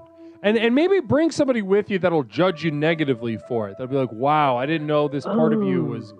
I thought differently before, and now I think worse of you." Is there anybody that might judge you for this? Oh, I could probably think of a few people, maybe like on the periphery that don't even really know me very well. Like that'd be ideal, right? They'd just be like, "What the fuck just happened?" Yeah, sure, like that, or yeah. I think any way to just like make it worse would be spiritually beneficial for you. I'll do my best. Yeah, any shows coming up? You actually have been terminated by Hippo Cryptomatic. Namaste. Namaste. It's pee-pee time, guys. I gotta piss. Namaste to you. Let's piss. Now allow this tiny little break screen to reset your intention, to reset your energy and focus for the latter half of this program, and also stick around for a couple words about the community of devoted light, keeping in mind the promotion that you see on the screen right now. Namaste till the end of month of June, but of course I'll be back way before then in just a few moments. Blessings to you. I'm gonna piss. I'll be right back.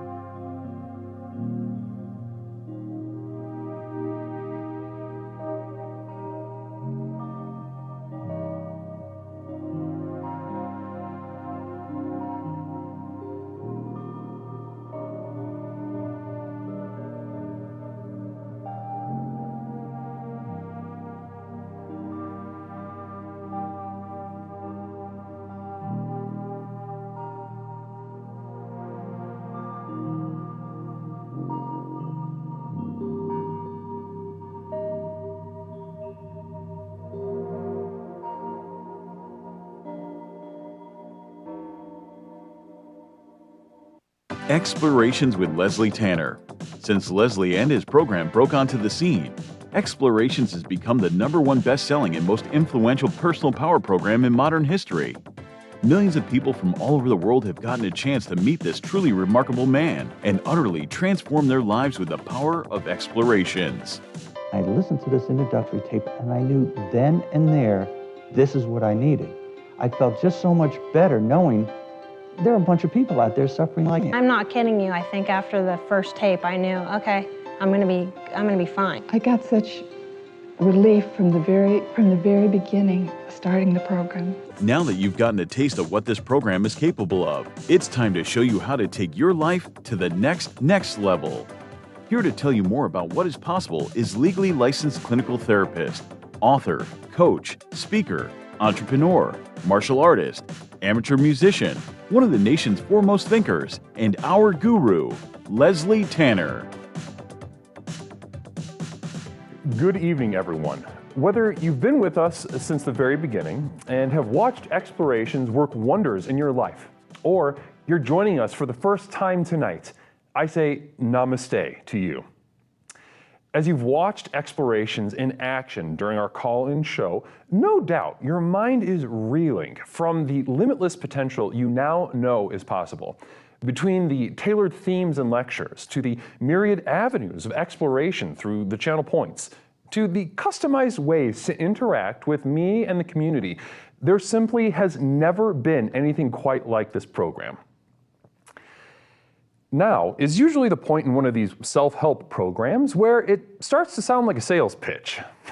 Someone like me might normally say something like, "Listen, I know your time is precious. Let me cut to the chase." But there's only one problem with that. We know your time isn't precious.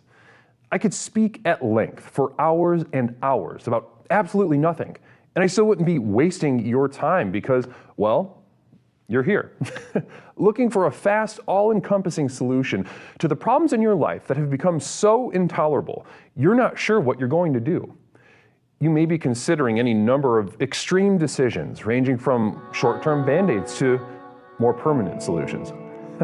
However, as dark and bleak as your situation is, so too must our tools be bright and revolutionary.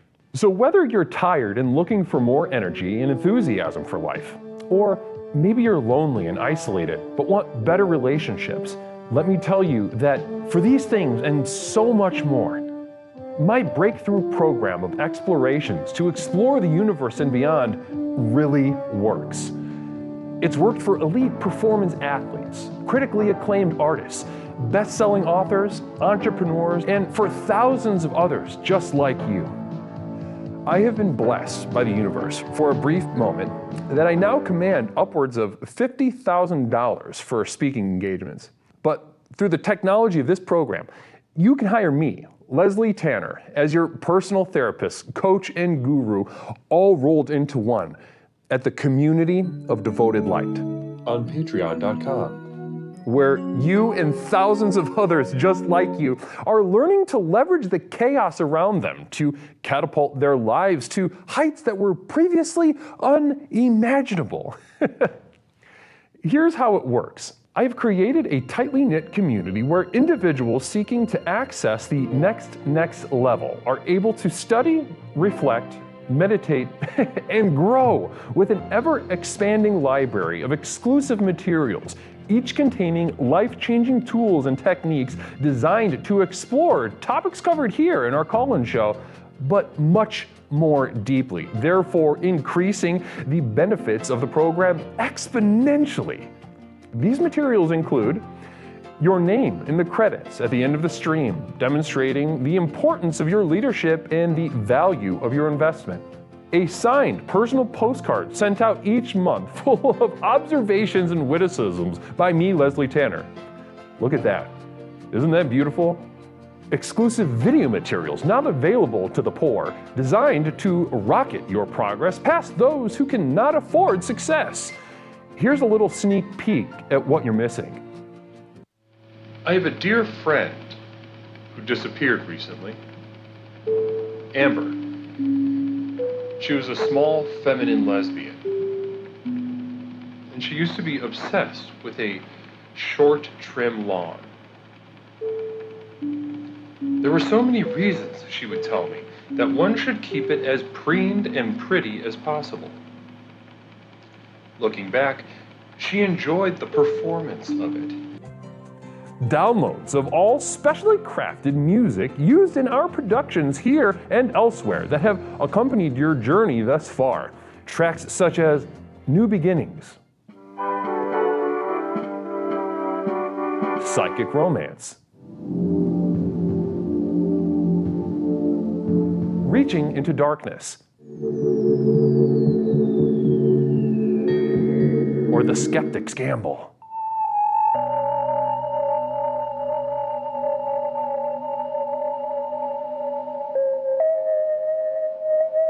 Exclusive archival prints such as these, channeled and honed by myself, Leslie Tanner, upon which you can guide your own meditations at home. I'm not an artist, nor do I claim to be. These visions are a burden and cause me immense suffering. But I do it for you. Now, you might expect that a program like this would cost thousands of dollars, but because I'm offering this to you through the internet, these life-transforming materials can be yours for the monthly cost of a few cups of coffee on your way to work. With access to these materials, regardless of your level of investment, you will also be receiving a complimentary download of our landmark track, The Sojourn Begins, as a thank you. So does this sound good to you? Well, what are you waiting for? If you are ready to join the thousands of others who have already committed to the final journey to access the next level, simply type Final Journey into the chat and you will be guided with further instructions. One thing I can promise you is that however massive your problems are, however abject and humiliating your life has become, I have created something so simple yet so profound in this program, you'll be absolutely flabbergasted by the results. Now, let's get back to the program. Namaste. Like he said, namaste. Welcome back to Explorations with Leslie Tanner. My name is Leslie Tanner, host of Explorations with Leslie Tanner. That was a little message about the community of devoted light at patreon.com, my inner circle. Hosting my exclusive videos, my music downloads, etc.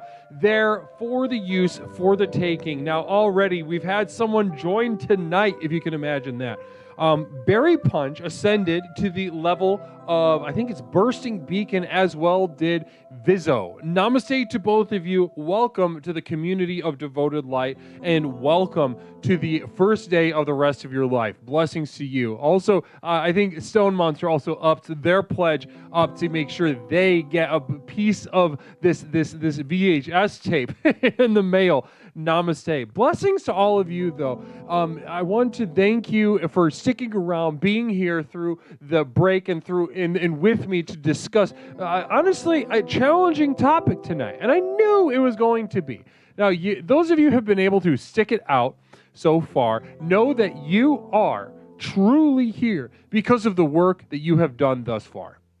Now, if you would have gotten thrown into this at the very beginning, something as high level and complex as transforming through violence, that Lord knows you wouldn't have survived it. Maybe you would have checked out. You would have gotten frustrated. But those of you sticking through, I want you to know I'm proud of you. Okay, I want you to know I'm proud of you. Blessings to you. 708-240-8953. 708-240-8953. Total heart, namaste to you. Labia. I love that name. Namaste and welcome. Caller, welcome to Explorations. My name is Leslie Tanner. What is something that I can call you tonight? It's Jenny. I have a block. You have I have a block, and I have two behind me. You have a block with people behind you. Can you? I don't know what you're talking about. Two behind me. But that doesn't sound pretty cool. I think I get it. I get what exactly? I think I get, like, when you feel threatened or bullied and you're going to do something nonchalantly in such a way, with class, I'd like to say. Communal vision from Pepperoncini. Jen, it sounds like you got a fucking screw loose. That's from Pepperoncini. No. All the screws are tight. Yep. On that Titanic. You're mentally ill, aren't you, Jen? What's that? You're mentally ill, aren't you? Mentally alert? Mentally ill. No. You're not. You have no mental illness at all. No, I have anxiety sometimes. So what? I am a comic. Is that a problem for anybody in the room? That you're a comedian? Yeah. Is that a fucking problem? Well, I mean, don't connect that with mentally ill right away, but... Right away. I mean, I've been around enough comedians to know there's a near 100%. They're really mentally ill. Near 100% correlation between those two. All right. Let's just chill on that part, please, because I was trying to be serious here, and I'm serious. Yeah. Well, listen. Communal vision for Pepperoncini. All right. Give us your tight five now. Give us a tight five if you're a comedian. Go. No, I'm not doing the toaster bit. You've been terminated. No, I have a block. Does she have a block? Does she have a block? I thought she used a block. She used a block last week. Hippo, do you really have a block left? I trust you if you say you do. Are we talking like haha comedian or like toaster comedian? Distinctively different. I'm not sure, 7th Dragon Ball. Are we talking like haha comedian or toaster comedian? She did? Oh, okay, well, then that was, I'm not going to apologize, but Hippocryptomatic, you have 2 blocks. You had 2 blocks, you used 1. Oh, okay. So listen, call back. You got a protection. You know you do. Caller, welcome to Explorations with Leslie Tanner. My name is Leslie. What is something I can call you tonight? What's up, Leslie? It's Flying Veda. Flying Veda. Namaste to you. It's been a while. How you doing? Dude, I know. Cloud9. How are you? Also the same. Cloud9, having a wonderful night with everyone on twitch.tv, exploring the universe both inside and out. What brings you to call? What motivated you to call tonight as opposed to other nights? Is there something special going on in that noggin of yours? Yes, I actually have a story related to the topic, and it's something that I actually can't believe happened in real life. It's wild. Please share with me. So, when I was a kid, my sister, myself, my mom, we thought that my parents bought a house. They didn't. We were squatting for 4 years, and my dad gambled the money away. Yes, wow. Seriously. Okay, so that's how that happened. All right. And we had to move, and we were really mad about it. So, as crazy as this is, there were a bunch of supplies at the house that my dad had bought so that we could trash our house before leaving. And at first we thought it was wrong, like we're not going to do this. I mean, it was crazy. Like, I remember taking a gallon of red paint and just splashing it on the walls of my room. I remember walking in paint in a pie pan, and my mom flipped me upside down and let me walk on the ceiling.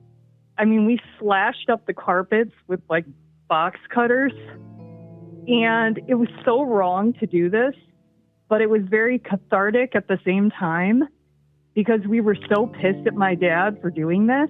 I mean, I remember smashing drywall with a sledgehammer when I was 14.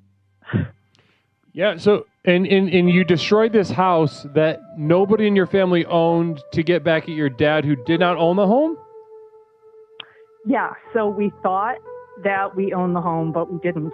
It was really crazy. Somehow my dad paid off the realtor to get the keys, and the people moved to another state or something, and they sued us, and they won. Of course, because you didn't own anything. Right. Right. So, I mean, we did some really shady stuff. Like, I mean, they drained the pool. We slashed the pool liner at the bottom so you couldn't tell with, like, razor blades. It was bad. It was vicious. We did some really horrible shit to the house that, like, we lived in for 4 years. Now, and you thought you were getting back at your piece of shit father, but what was really happening was just destroying someone's home. It was kind of both. But I mean, like, honestly, I think about that sometimes, and I just, I don't know, like, something about taking a gallon of red paint, and just throwing it at the wall of your room was just letting out a rage like none other. Yeah, honestly, as you were describing it, I was imagining this kind of like half speed, almost slow motion montage with like some fun rock music, and it's just like kind of a white trash coming of age moment. It was so white trash. It was the most white trash thing we've ever done.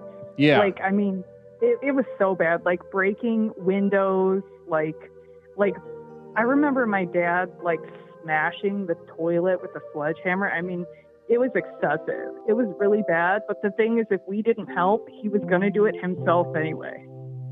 Coog says, Communal Vision, how did mom not know she was in on it and you got bamboozled? Did your mom know?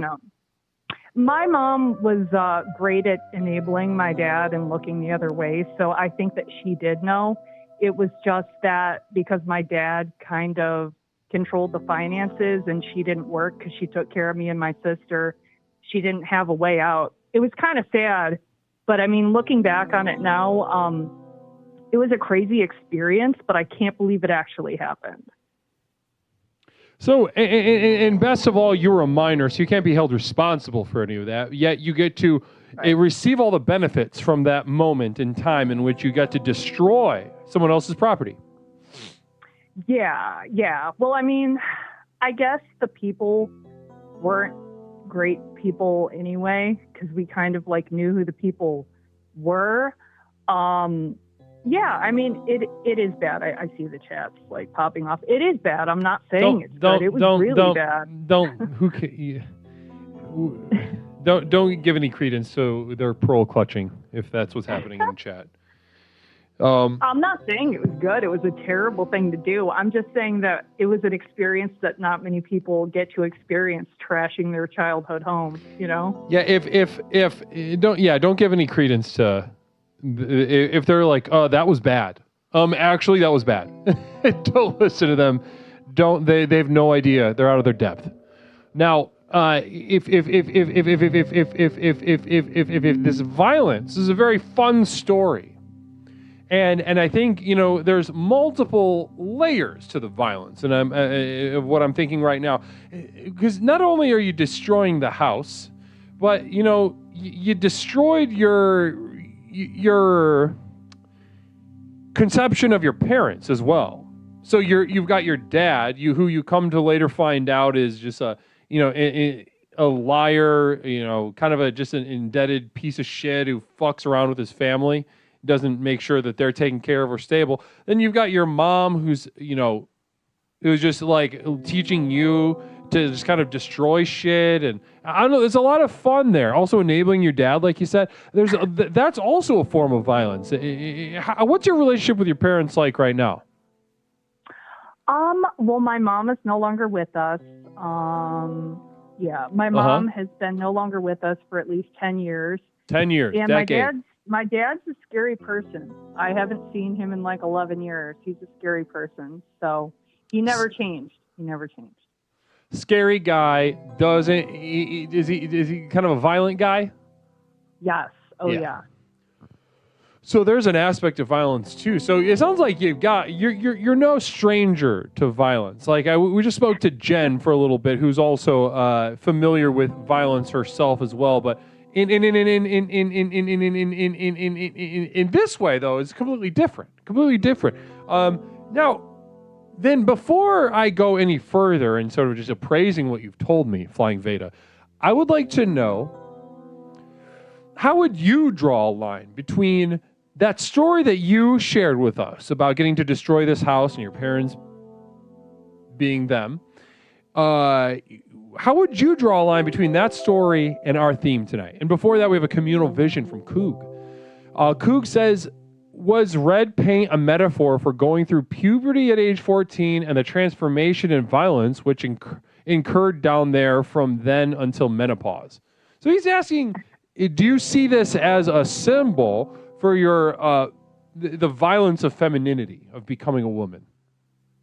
I feel like it was just sort of like the death of an era. It was the death of an era. That's a yes. And almost that's a yes. The death of innocence. And you can either choose to say, I'm going to live my life like this and be a piece of shit, or you can learn from it. And I feel like that was a learning experience, learning from that whole thing. Right. I see what you're saying. So you learned from this violence. Now. Interesting. All right. Interesting. I was trained as a child to go to my room and cry until I realized nobody cared. To this day, if I cry, I have to cry alone. I never got to get aggressive, or I didn't try. That's your fault. That's your fault, Dishman. Namaste. Now, Veda, how are we going to take the violence and use it in an exploratory sense, in a Leslian sense? So I think that whenever you get mad about something, kind of like how Macho Man Randy Savage was pissed off at traffic.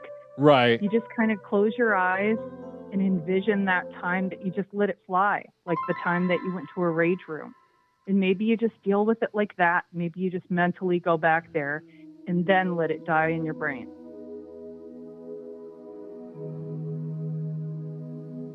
Killing things in your brain is huge.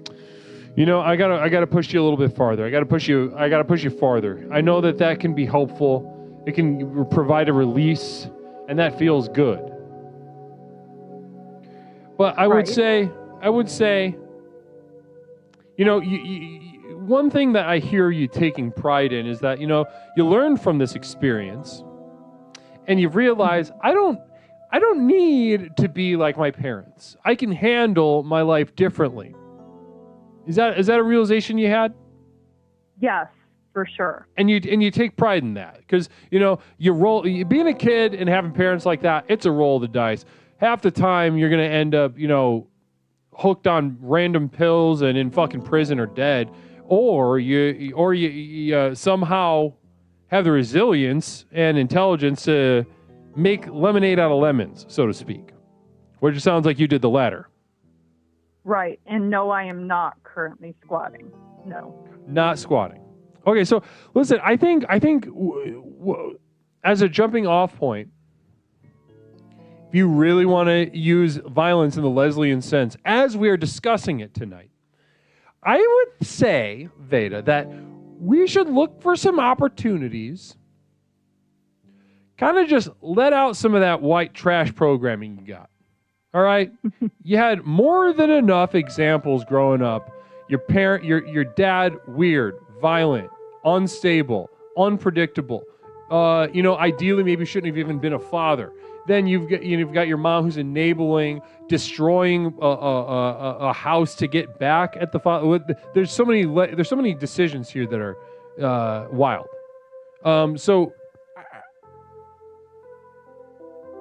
And the pride that you have in not being your parents, and you should be commended for that. But also at the same time, if you're looking to spiritually progress, I would love to see some white trash come out, Veda. Coog says, just to clarify, she is not cyber squatting. What was that? On a domain name either. Squatting is squatting.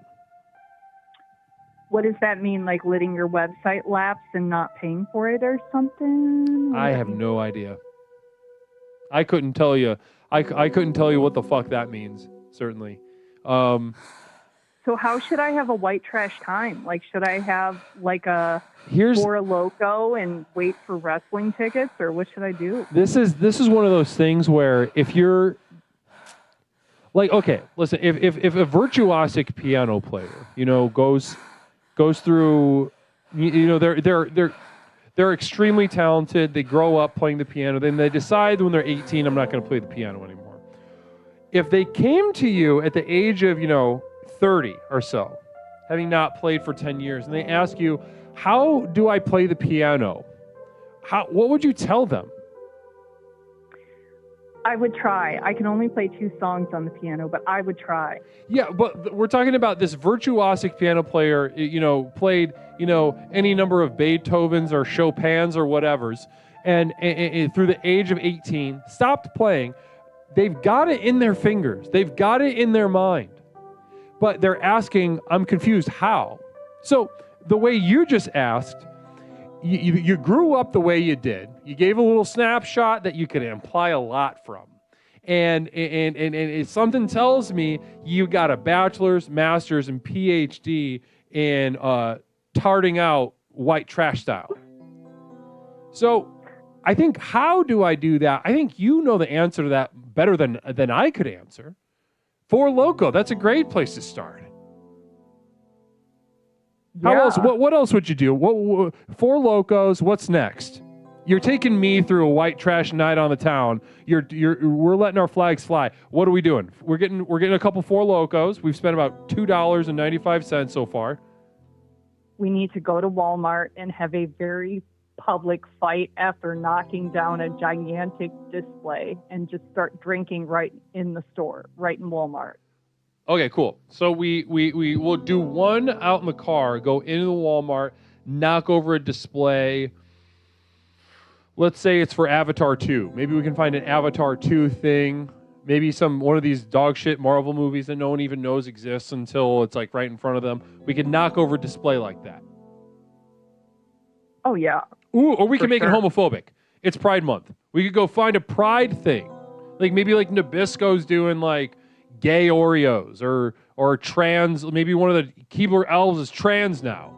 We could get fucked up on Four Loko and like, you know, knock those over, pretend like it's got tits and a dick. You know, I'm just spitballing. Are these? Am I in the zone?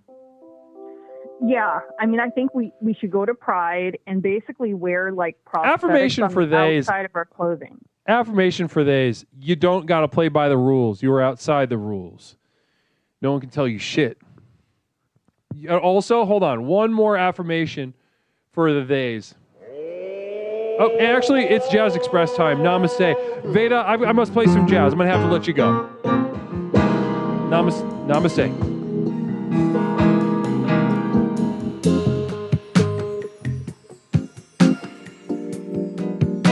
Toot toot, everybody. All aboard. It's Jazz Express time. And commanded by this community. I want to thank Peppercino. I want to thank Coog. I want to thank everybody who made this happen. Let's settle in, let's sit back, and let's enjoy.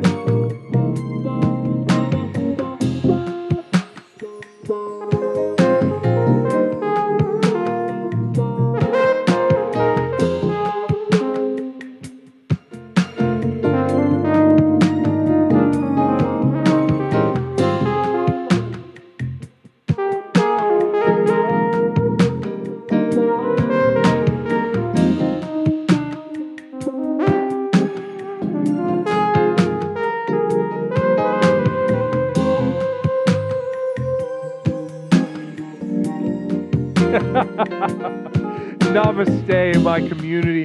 It's wonderful to be with you, and it is a gift to, but also equal parts gift and burden to have to share this shit with you. Namaste. Now, the jazz flows through me as the universe flows through itself. It can't be helped, and it can't be stopped. Do I experience joy while I do this? Not in any way. There's a screeching squall that I feel through my bones, through my veins. You are all a burden, but it is necessary. It is necessary because this is my purpose. Blessings to you. Let's keep it. Let's have some fun.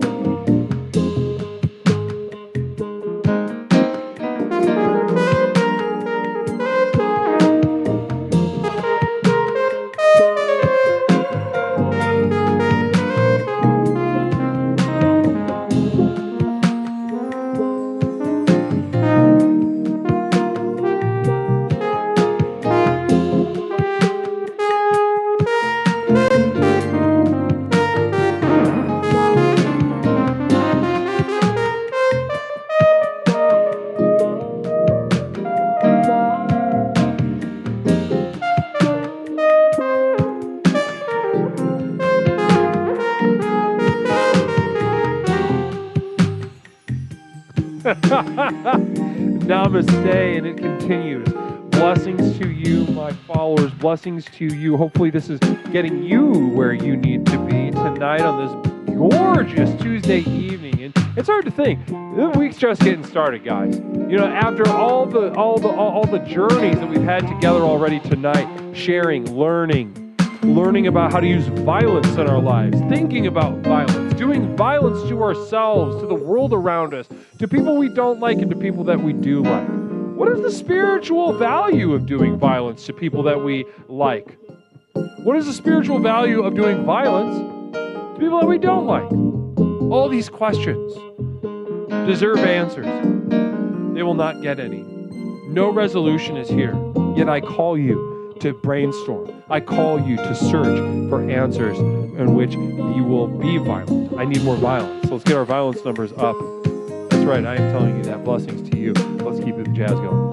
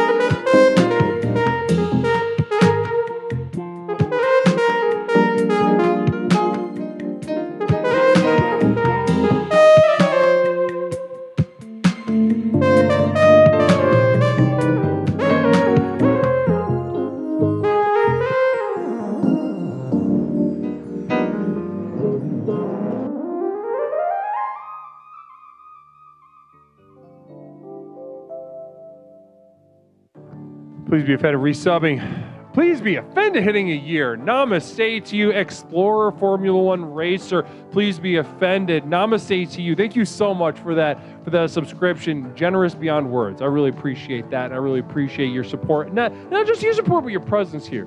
Please be offended. Please be offended hitting that year. Hitting that year. Holy shit. 708-240-8953. 708-240-8953. This is Explorations with Leslie Tanner. We're exploring transforming through violence.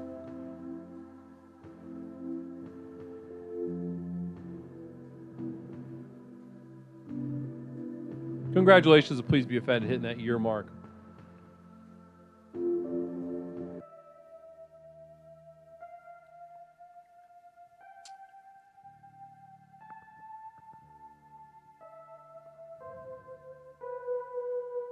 Of course, Pants O'Clock, it's my pleasure. It's my pleasure to just kind of tickle the air around, in and around our ears this evening. Now, not everybody likes getting tickled. That's the thing about jazz. It's a guaranteed tickle, but it's also, not guaranteed that you're going to enjoy that. It might be closer to a date rape situation, and that's just the nature of jazz. Don't look at me. If I could stop playing jazz, I would stop. But the reality is I can't. And if it feels bad, maybe there's something to learn that it feels bad. Maybe sitting with that, maybe keeping the tab open is sitting with the jazz that is not welcome in your life. Maybe there's something there. Maybe there's something there in the fact that it's one song that lasts a very long time. How long do I have to listen to a Dorian scale? You might ask yourself. How long do I have to play a Dorian scale? Riddle me that. If I had that answer, I'd give it to you, but I don't have it.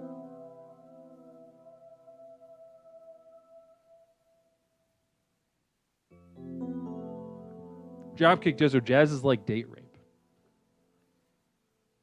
I think there's something there. I think that if, maybe somebody were to kind of choose that as a thesis paper, the history of jazz and its aesthetic effect as compared to cortisol levels after, date rape. Like if they did, if it was part of like a kit or something. I don't know. Nobody would really agree to that, nor should they. And that's important to keep in mind. But if you had some troopers that would say yeah, take my cortisol level, they'd be like, holy shit, these are jazz levels. Namaste. 708-240-8953. 708-240-8953.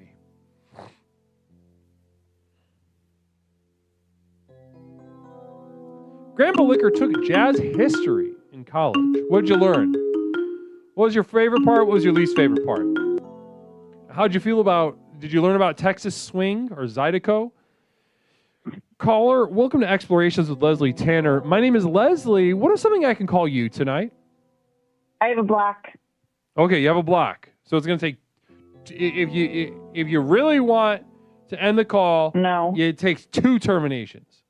I'm just saying. You got 1 block, right? Yes. Okay. And then guess what the best part is? What's the best part? I got 2 more in the back seat. You have one block. What do you mean? No. I got more lined up in the chamber even before that. I've got the gun behind the seat. Easy. You've had 2. Okay, let's just keep going. Let's just do this. Okay. No. Let's concentrate. I have 1 in the chamber that I paid for already, right? I got 2 more back there. I already paid for 1. Yeah, it's fine. Anyway, listen. Right. So you said the Dorian chamber. So have you ever, how you said earlier about not playing music and what it does for years to your hands?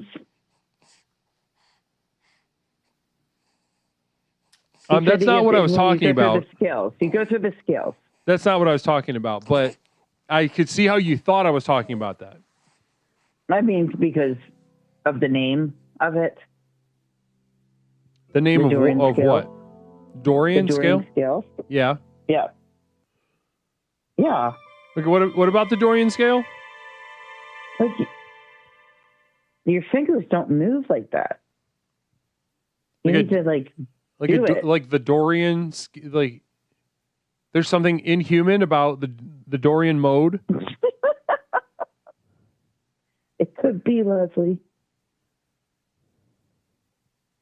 What was that? All right, let's talk, maybe. Let's talk about the Dorian scales. Mood. Now, Whatever you listen, like to call if the Dorian scale is difficult for you, then I think that's where we start. Now, you're probably playing songs that you know, probably playing pieces that you're familiar with over on that piano of yours. Now, only in my head. But if you are sitting at that piano and you're looking to do violence to yourself, I say go up and down that Dorian scale. Play some patterns. Skipping thirds, skipping fourths, skipping fifths. That's what I'm telling you. It's hard if your fingers haven't moved. All right, you have been terminated, but it is now you blocked it. Who did that? Who did that? And I get block time on this, by the way. Yeah, to you learn blocked who it. did Flux Storm 0. Who? Flux Storm 0. Oh, Mr. Flux that called maybe one. Was that a child? I don't know. I have no idea. Now, focus up. I'm trying to get you to do some violence. And you have been terminated again. Stop me. Okay, nope. Yes, you only had one. Why did you say you have two? You don't have more than just that one. Namaste. Namaste. Toke 18, you got one in the chamber. Toke 18, I'm going to be looking at the chat. Let me know. Hypocryptomatic, Jen, I just want you to know these other two that you said you have, I just don't know what those are. Caller, welcome to Explorations with Leslie Tanner. My name is Leslie. What is something I can call you tonight?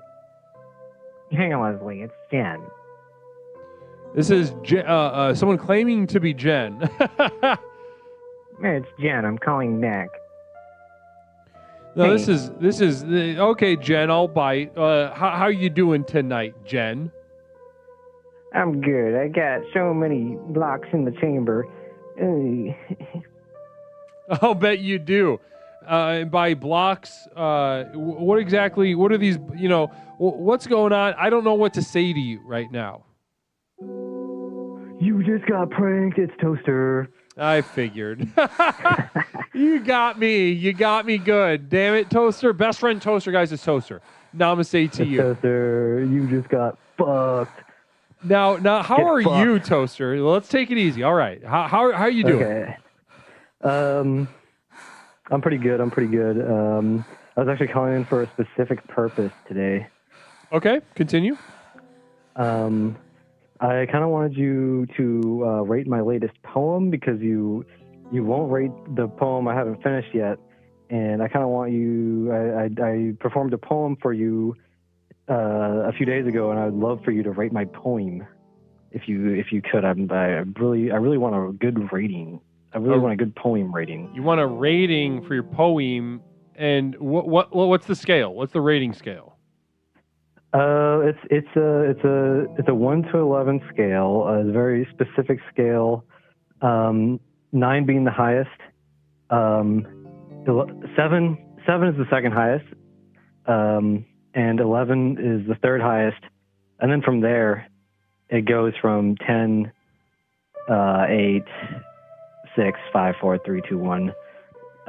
This doesn't make any sense. Well, it'll make sense. It'll make sense if you just think about it. 9, But, that's the scale. 7, 11, 8, 6, 5, 4, 3, 2, 1. Yep. Okay, and well, listen, I can't just rate the poem from Thursday now cold. You're gonna have to. There's people watching right now that aren't familiar with what exactly you're talking about, Toaster. So you're gonna have to share this poem again. You know what? I can do that. I can do that if I pull it up. Luckily, I save all my work in my poem book. Okay. But I muted the music. And you promise you'll rate it, right? I'll give it that'll be the first thing that comes out of my mouth at the end of your poem. Okay, now I'm a little bit caught off guard by this, so I need to get in the mood a little bit. You're putting me on the spot, Leslie, but I do it for you. I do it for you. You wanna introduce me? Introduce it? Like comedy introduce it? Please. You're not a comedian anymore, though. Just do it. I don't know. I just need. Hey, everybody! Welcome back to the. Hey, everybody! Hopefully, everyone's feeling good out there. Welcome back to the Poetry Pedestal, where the best poems in the city are getting read tonight by the hottest poets. Namaste, and guys, what a beautiful pastoral evening we're having with poetry. Now, this next guy coming up is perhaps the most introspective, abstract little guy I know. How tall are you? How tall are you? I'm average height, average male height. Average height. But I'm tall. I'm tall, so you're going to be a little guy. The most introspective, abstract little guy I've ever met in my life. Best friend. If I love him, you're going to love him. Let's make some goddamn noise on the Poetry Pedestal for your next poet of the night, Toaster. Hello. How's everybody doing tonight? Today, I'll be reading you a piece called Wake Up, Son, You Were Just Dreaming. Drip, drop, ding, dong. The rain sings me a song. I wake up with the body of a fawn in someone else's front lawn. But there are no houses nor hoses, no streets nor steel. I am man alone, stag, solo. I face the breeze, bold, and I breathe the wispy wind of the world. The leaves of purple and brown are dancing softly all around. The tortoise, he crawls before me, old and wise. He carries a humble disguise.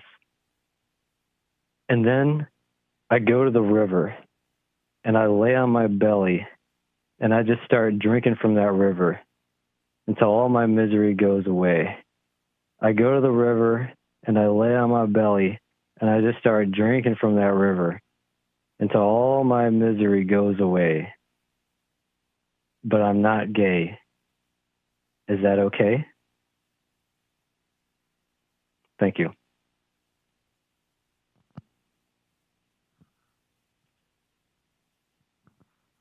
Everybody, Toaster!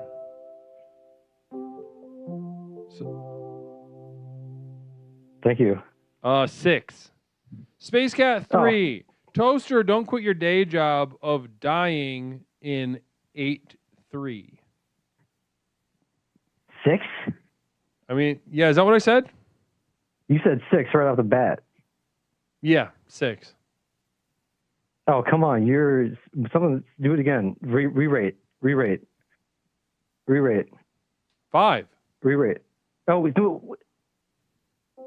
Do it. No. 5.1. Phil Z, how much pee is in that river again? What is the chat saying? What is the chat? Are we getting any? 6 is like a 2, right? Everyone's very confused. Cherish says 1. Cherish gave you a fucking 1. No, it's not that kind. It's not a lower is better kind of scale. Oh, stress yoga. 8-3 is a time signature. Or when the sun is dangerously hot. Boo, get off the stage. Throws apple. Poetry is this is my new career. Pepper and Cheney with a communal vision. That's a 1 snap poem, max. No, you don't understand. I worked all night on this poem. Yeah, have you ever worked on something that fucking sucked? Have you ever done it? Yeah. Have you ever done it before? Well, other people say it. Cool. I got confused about the fawn being gay. No, I'm not gay. The whole point of the poem is I'm not gay. Pierogi University says, you had me at tiny little deer hooves, but lost me at river sips. It's inspired by my dream. It's Now, inspired here by you my go. dream. Doofus Dusseldorf with the highest rating I've seen so far. It's an 8. Great stuff. Oh, now we're talking. Now we're talking. Was that seriously the entire point, Fluxstorm? I mean, that was a big chunk of the inspiration. How about like a review or something? Maybe forget the rating. Numbers are meaningless. So how about you like get some let's get a opinion. Let's get some words. Communal Vision would be a 10 if you only had mentioned the grocery store. Well, I retired from comedy. I'm all in on poetry, so... Borealis Black with another Communal Vision. People have got a lot of feedback, a lot of responses. This is pretty productive. This is coming from Borealis Black. Toaster, how can you make your poetry more violent? I respect Borealis's opinion as a fellow theater student of the theater. Mary Lou RJ, only the straightest guys write poetry about how straight they are. Good job, roaster. Well, it's not about me being straight. It's about me being not gay. Like the whole poem, like that's the whole... When you slide into home at the end... Yeah, that's the point. That's the whole hammer. That's the hammer. I'm hammering in. I'm hammering it in. Numbers are meaningless when you're barely 5 foot and dickless. That's from Azazel 55. Yeah, numbers are meaningless. Forget all the reviews. Erase all the reviews. All the ratings. Erase the ratings. I want review. Okay, Let's review. get some reviews. I think your use of imagery is really fun. Ultimately, it felt like you transported me to one place. I walked to one place and I walked in a straight line, and it smelled the same. It felt the same. And then at the end, you kind of even took what little, vague titillation that I got from the poem. You spelled out an actual verbal, literal thing that you think and feel, and that made me respect you so much less. Yes. Wait. Take away the last part. Pretend like you didn't say the last part. I can't hear the last part. Erase the last part. No, you need to hear this. The last part. Undo. Stop it. Undo the last part. No. Only the good. No. Good reviews. Good ratings. This is all I have. You should make a poem about sucking dicks and hating it. Like, I hate this. It tastes like shit. That would be more effective as like to paint a straight picture. It takes us on a journey. It takes us to how you feel. It doesn't tell us how you feel. It shows us how you feel. I don't like the way dick tastes, but I am forced to suck dick. I'm on a dick sucking adventure with Frodo Baggins. I can't stop sucking dick, but I hate it. Gandalf, stop making me suck your dick. It tastes like shit to me. I don't like this kind of stuff. I'm just kind of improvising this poem, but it's, it's about showing, not telling.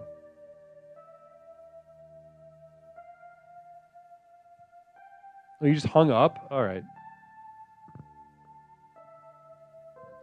Namaste.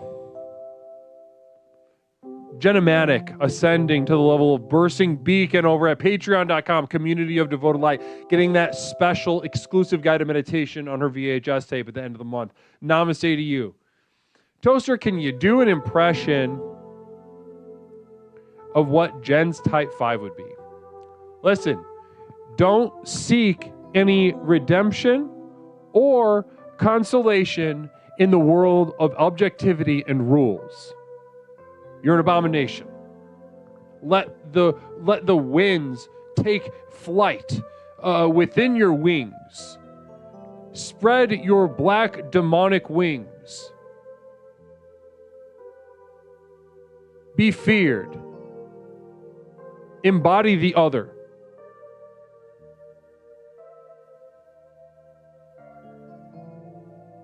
Stop coming in your wife's ass. Interesting point, Stress Yoga. Really appreciate you sharing that. This man rated you and you hang up on him. Pepperoncini, that's a really good point.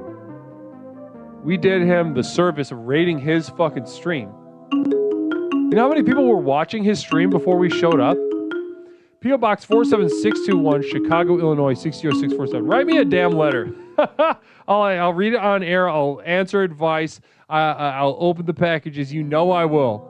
P.O. Box 47621, Chicago, Illinois, 60647. Caller, welcome to Explorations with Leslie Tanner. My name is Leslie. What is something I can call you? It's Toaster coming back. I have an announcement. Yep, go ahead. I'm officially quitting poetry. Fucking stupid bullshit anyway. Why? I don't even like it anyway.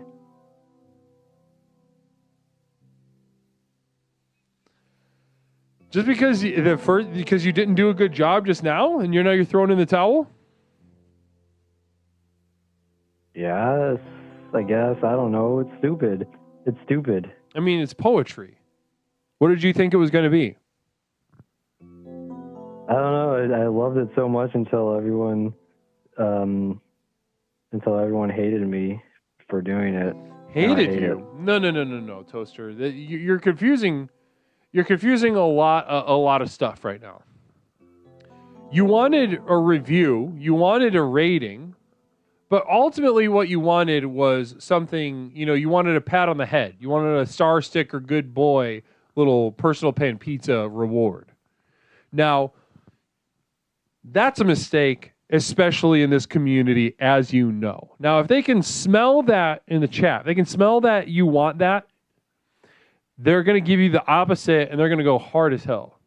So if you want to give that a try, with your next poem, if you don't decide to give up, maybe say something like, I hope you give me a bad rating. Fuck you. This is, something like that. And then maybe it'll like reverse psychology though. Be like, just say the opposite of what I think, right? Well, say the opposite of what you want. Yeah. Regulators with a communal vision, I think you're going to want to hear this. Toaster, it's stupid. There's like reverse psychology on them. Rake me over the coals. Give me a bad review. Yeah. Throw them a fuck you. I don't care what you say. Yeah, I am gay. There you go. The opposite. It's like irony, right?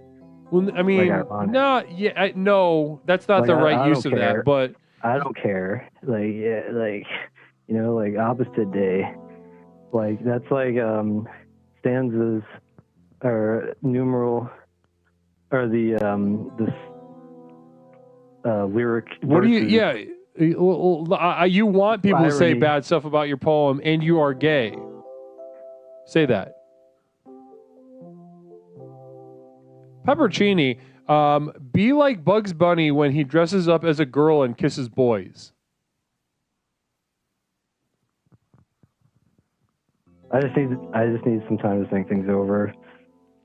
I'm just so confused, Leslie. I really thought. I mean, it wasn't good. It wasn't. I was being fair.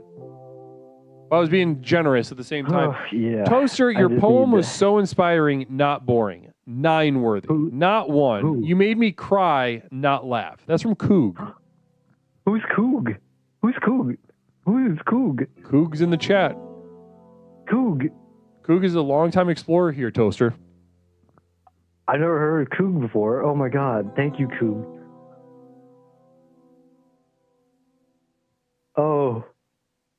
Oh, this is greatness. Did anyone else share the opinion? If anyone else shares that opinion, read it out, type it out, say it out. I need to hear it. Bad news. Hey, buddy, I got bad news for you, Toaster. Communal Vision from Coog says, I thought it was opposite day.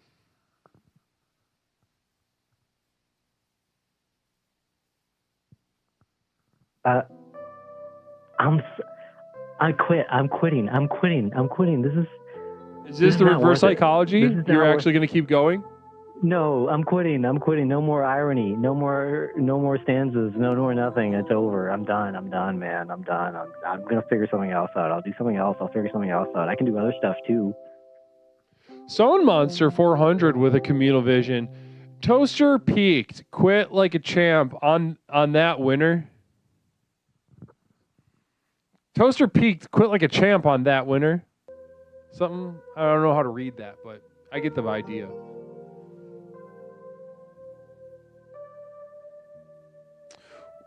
Okay. He just hung up again. 708-240-8953.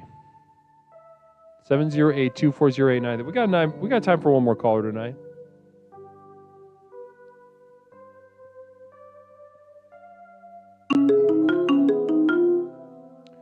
Caller, welcome to Explorations with Leslie Tanner. My name is Leslie. You're going to be our final caller tonight.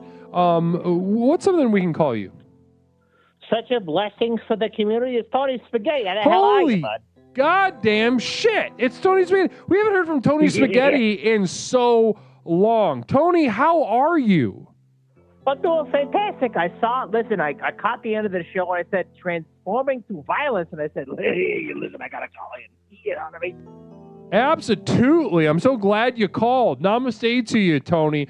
Everyone's real excited to see you in chat. Very excited. Tony, talk to me. I know you got something loaded up, and we know your propensity for violence in your personal life. So take me through it. Transforming through violence. What comes to mind, Tony? Let me tell you something. I love the program. 100% namaste to all the explorers, everybody out there. You know how much I love the program. Changed my life, 100%. But also, I'm very violent, I'm very, very violent. I like to attack the homeless. Everybody knows this. The homeless come up to me. They beg for change. They ask for scraps. You got to hit them. So we're talking about just straight up violence against some of the most vulnerable people in our local communities, the people who live outside, the homeless, the unhoused. And you're talking about being physically violent. Right, I hit them. I also like to jeer them, which is a new word I learned earlier. Like, you got to jeer them. You got to make fun of them for being homeless and then take their stuff. You got to take the stuff from them, too. So you go, hey, you're homeless. Give me a blanket. You got to be violent, not just physically, but also emotionally. This is what I learned, Well, talk to me about this violence. When you're violent with the homeless population around your home, how does that make you feel? Take me through the thoughts and feelings when that comes up in your life. How often does it happen also? It's a common occurrence. There's a lot of homeless guys wandering around. Communal vision from Grandpa Liquor. Will there be a violence room, homeless boxing ring at the compound? Yes. Listen, that sounds pretty good. That's a definite yes. Definite yes. Yeah. And you know what I'll do is I'll pull the people like a Jumanji type situation and drop them in the ring. Okay, so here's what happens. I walk downstairs. We got a lot of guys going on. They're walking around. They got their own shit going on. They ask me for money. I get violent, And also, I want to take their things, It's not just asking me for things. I want to take their things, The program has taught me a lot of things about self-sufficiency. And you know what I want to do? I want to take their stuff. Don't ask me for things. Let me take your blanket. Right. Yeah. So it feels good. It feels good to hurt them. Right. It feels really good to take the little things that they have. I want to take it from them. I really want to grab their stuff and just throw it in the trash. But they're going to take the trash though, because they're trash people. So I just want to take it from them. 100%. So, okay, interesting. And it feels powerful to do this? Does it feel powerful to do this, or is there something about the fact that they are, so close to rock bottom that you want to even push them even closer? There's just like sticking a tooth in a cavity kind of thing. Yeah, It's kind of, yeah, 100%. I think it'd be kind of like that situation. I appreciate you for asking that question, too, because I feel like it's a situation by which I want to push him down deeper, you know? Don't bother me when I'm walking on what I'm doing. I want to get you down lower than what you thought you were, you know? Right. And that's the violence of the program, too, because it's a situation by which I don't talk to me. You know, I'm an explorer. I know I've reacted, I've explored, I've questioned, but don't look at me. I'm gonna push you down further. You don't know the program, you know. Pants O'Clock says, "Would you should talk about your time among the homeless more. Would you have fought Tony?" Certainly speaking, I would have fought Tony. Absolutely. During my spell with homelessness, I would have scrapped. I was a scrapper. You had to be a scrapper back then. No, you had to. If you're living outside, you gotta scrap. That's at the very least, you know. If you're not, we'll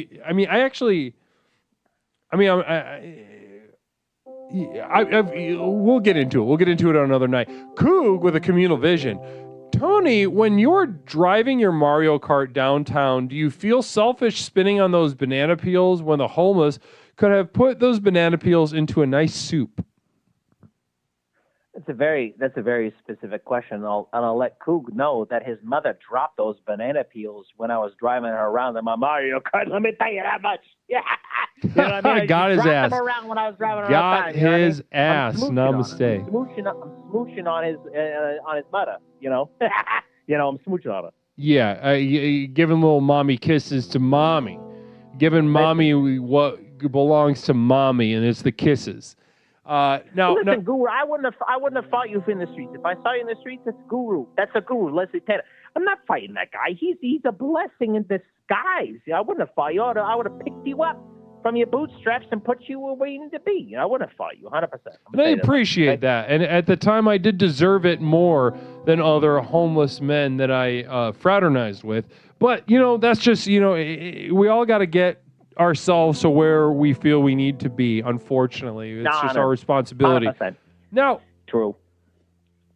Now, was there ever a time in your life when you needed help and someone ever just hurt you? Does that ring any bells? Maybe you were a child?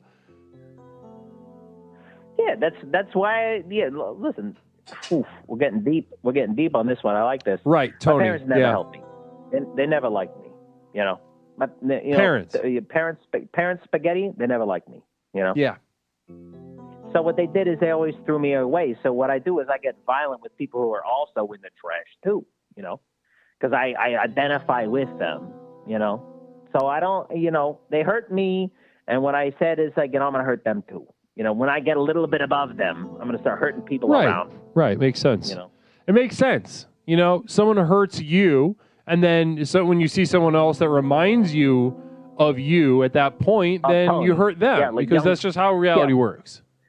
Right, little spaghetti. They know. It reminds me of them. I try to hurt them too.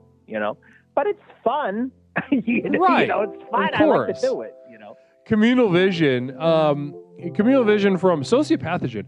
It's called insurance tone. You show up and wreck their shit until they pay you to stop. I don't know if that's what insurance means. Sociopathogen. This guy's talking about. He's talking about federal crimes. I think he's talking. I don't. I'm already on this. I'm already on the scale. We don't need federal crimes. Stone Monster 400 with a communal vision. Can't wait to read this, Stoney. Thank you. Trash baby Tony makes me happy and sad. Whew. I haven't heard that name in a long time.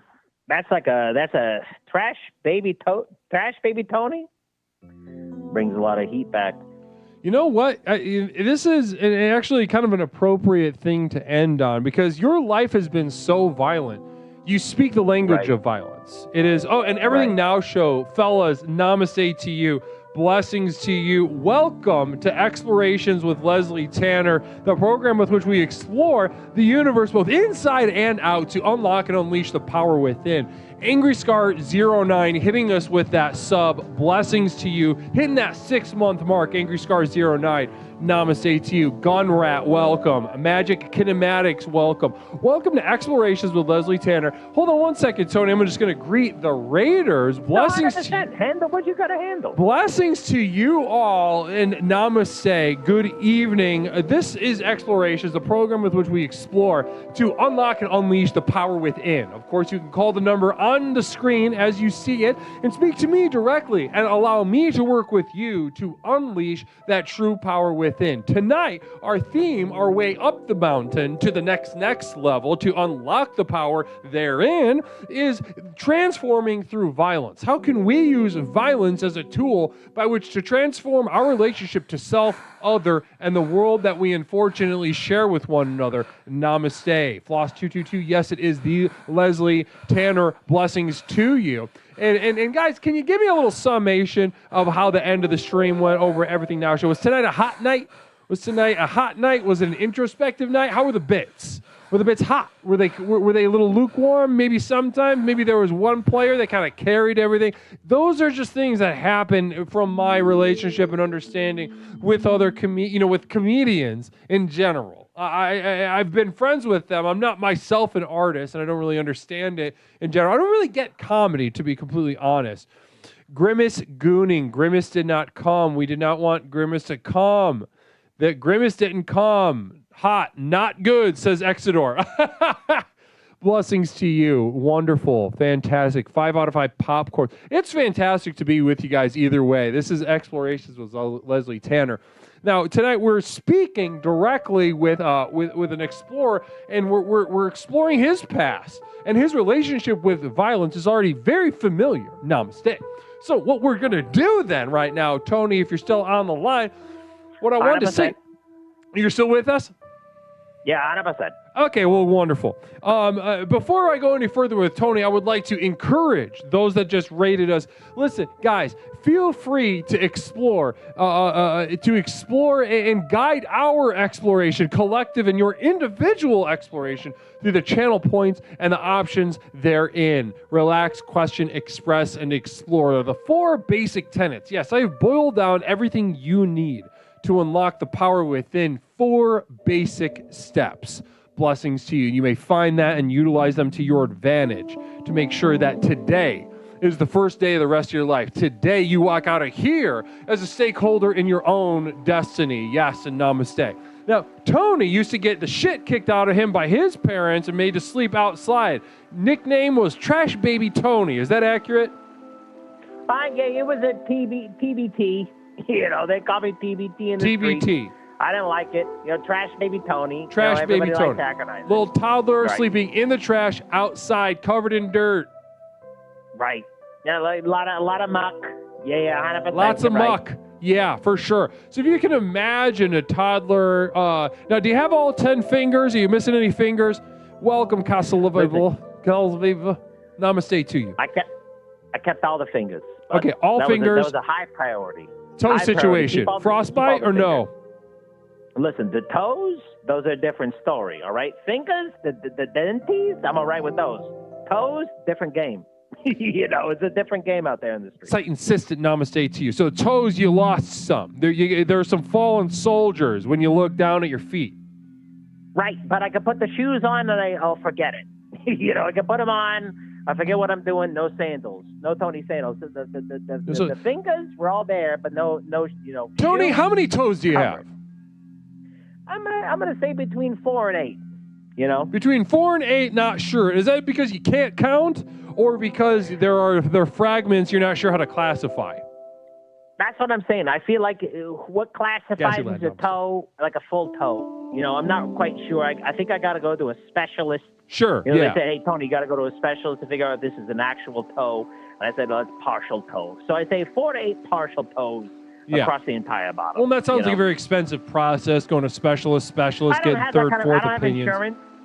I don't have that insurance. I just say, hey, look, that's all right. I can count 4 of them to 8-ish, Now, listen, and I'm going to tell you something, and this is going to sound crazy. This is going to sound absolutely batshit banana split crazy to you. Now, you speak the language of violence. Now, one thing, Raiders, that we were just talking about with Tony is that Tony has a habit, a passion, let's say, for physically assaulting the homeless people outside of his home.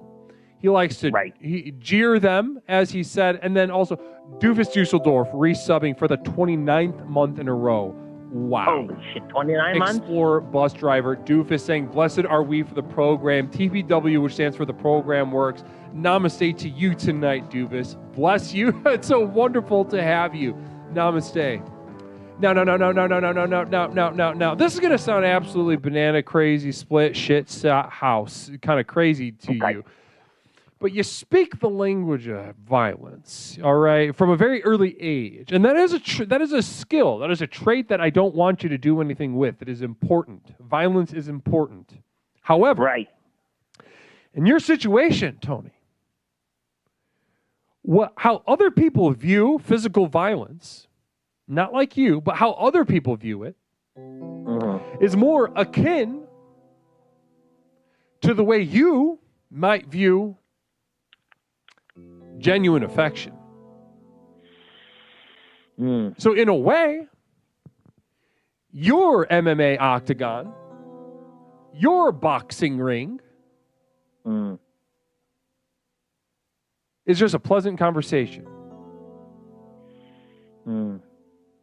Someone being nice to you, someone giving you something that you need. How does that feel? How does that feel to hear, Tony?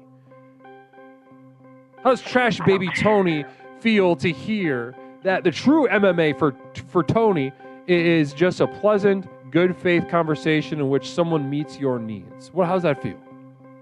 I would like to have that situation, but I got a lead pipe in my hands all the time. I'm trying to hit people in the head. I don't understand the vocabulary of that situation. Of course you don't. Of course you don't. Like if someone's going to be like, "Hey, how you doing?" I'm going to hit him in the head. I'm going to take this stuff. you know right. What I'm it makes sense and it feels good. Right. But, and it's fun. It's a fun thing to do. Now, if you go this other way, what would that make you feel like? Let's say you sat down with a homeless person on your curb. Right. You sat down next to him, made conversation. And not only did you give them a little something to eat and drink, but they gave you something that you needed. Well, how would that make you feel? What are the thoughts and feelings that would come up? I'm open to the situation. No, you're not. Open to it. Listen, here's what I'm saying. Guru. If you're saying I shouldn't beat him in the head, I won't do it. I'm not saying not to. Hey, Craig. If it's saying, hey, Tony, if you're sitting down next to a homeless person, don't beat him in the head with a lead pipe. Listen to what he has to say. No. I do it. The program works.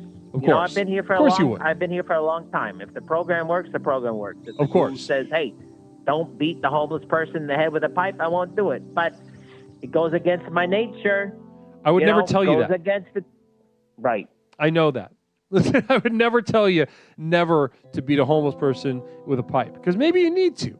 Maybe they need it. There are 1,000 circumstances in which a person might need to do that. That's the thing about violence. You don't know if it's necessary or unnecessary. I don't care what this is, but I trust it because I have faith. Namaste, and that's from Sight. Insistent blessings to you. Not even a show rating. Wow, we are embarrassed with riches tonight with our Raiders and our situations with Raiders. Blessings to you. Welcome to Explorations with Leslie Tanner. There are a few gay guys from Guam in my town who hate NASA for some reason. That's true. There's about 4 of them. 2 twinks, a bear, and I don't even know how you classify it. He's just got a big ass, like one of those, like it's kind of shaped like a bowling pin. I don't know if there's a gay word for that. Maybe we could come up with it for Pride Month. There's probably one for those. 2 twinks, a bear, very hairy, and then they all hate NASA. I don't get it, but more power to them. Love them. Absolutely cherish. Absolutely critical to the fabric here of my community and Explorations with Leslie Tanner. Blessings to you. Welcome, Raiders. This is Explorations with Leslie Tanner, the program with which we explore the universe, both inside and out, to unlock and unleash the power within. a power that you vaguely sense you possess all along, but have been afraid of. But a power that will truly allow you to become a stakeholder in your own destiny. We accomplish this feat by accessing the next level, as we call it so frequently here. And how do we do that? Everybody welcome Stabbing Robot as well as Surplus Value Theory. Namaste to both of you.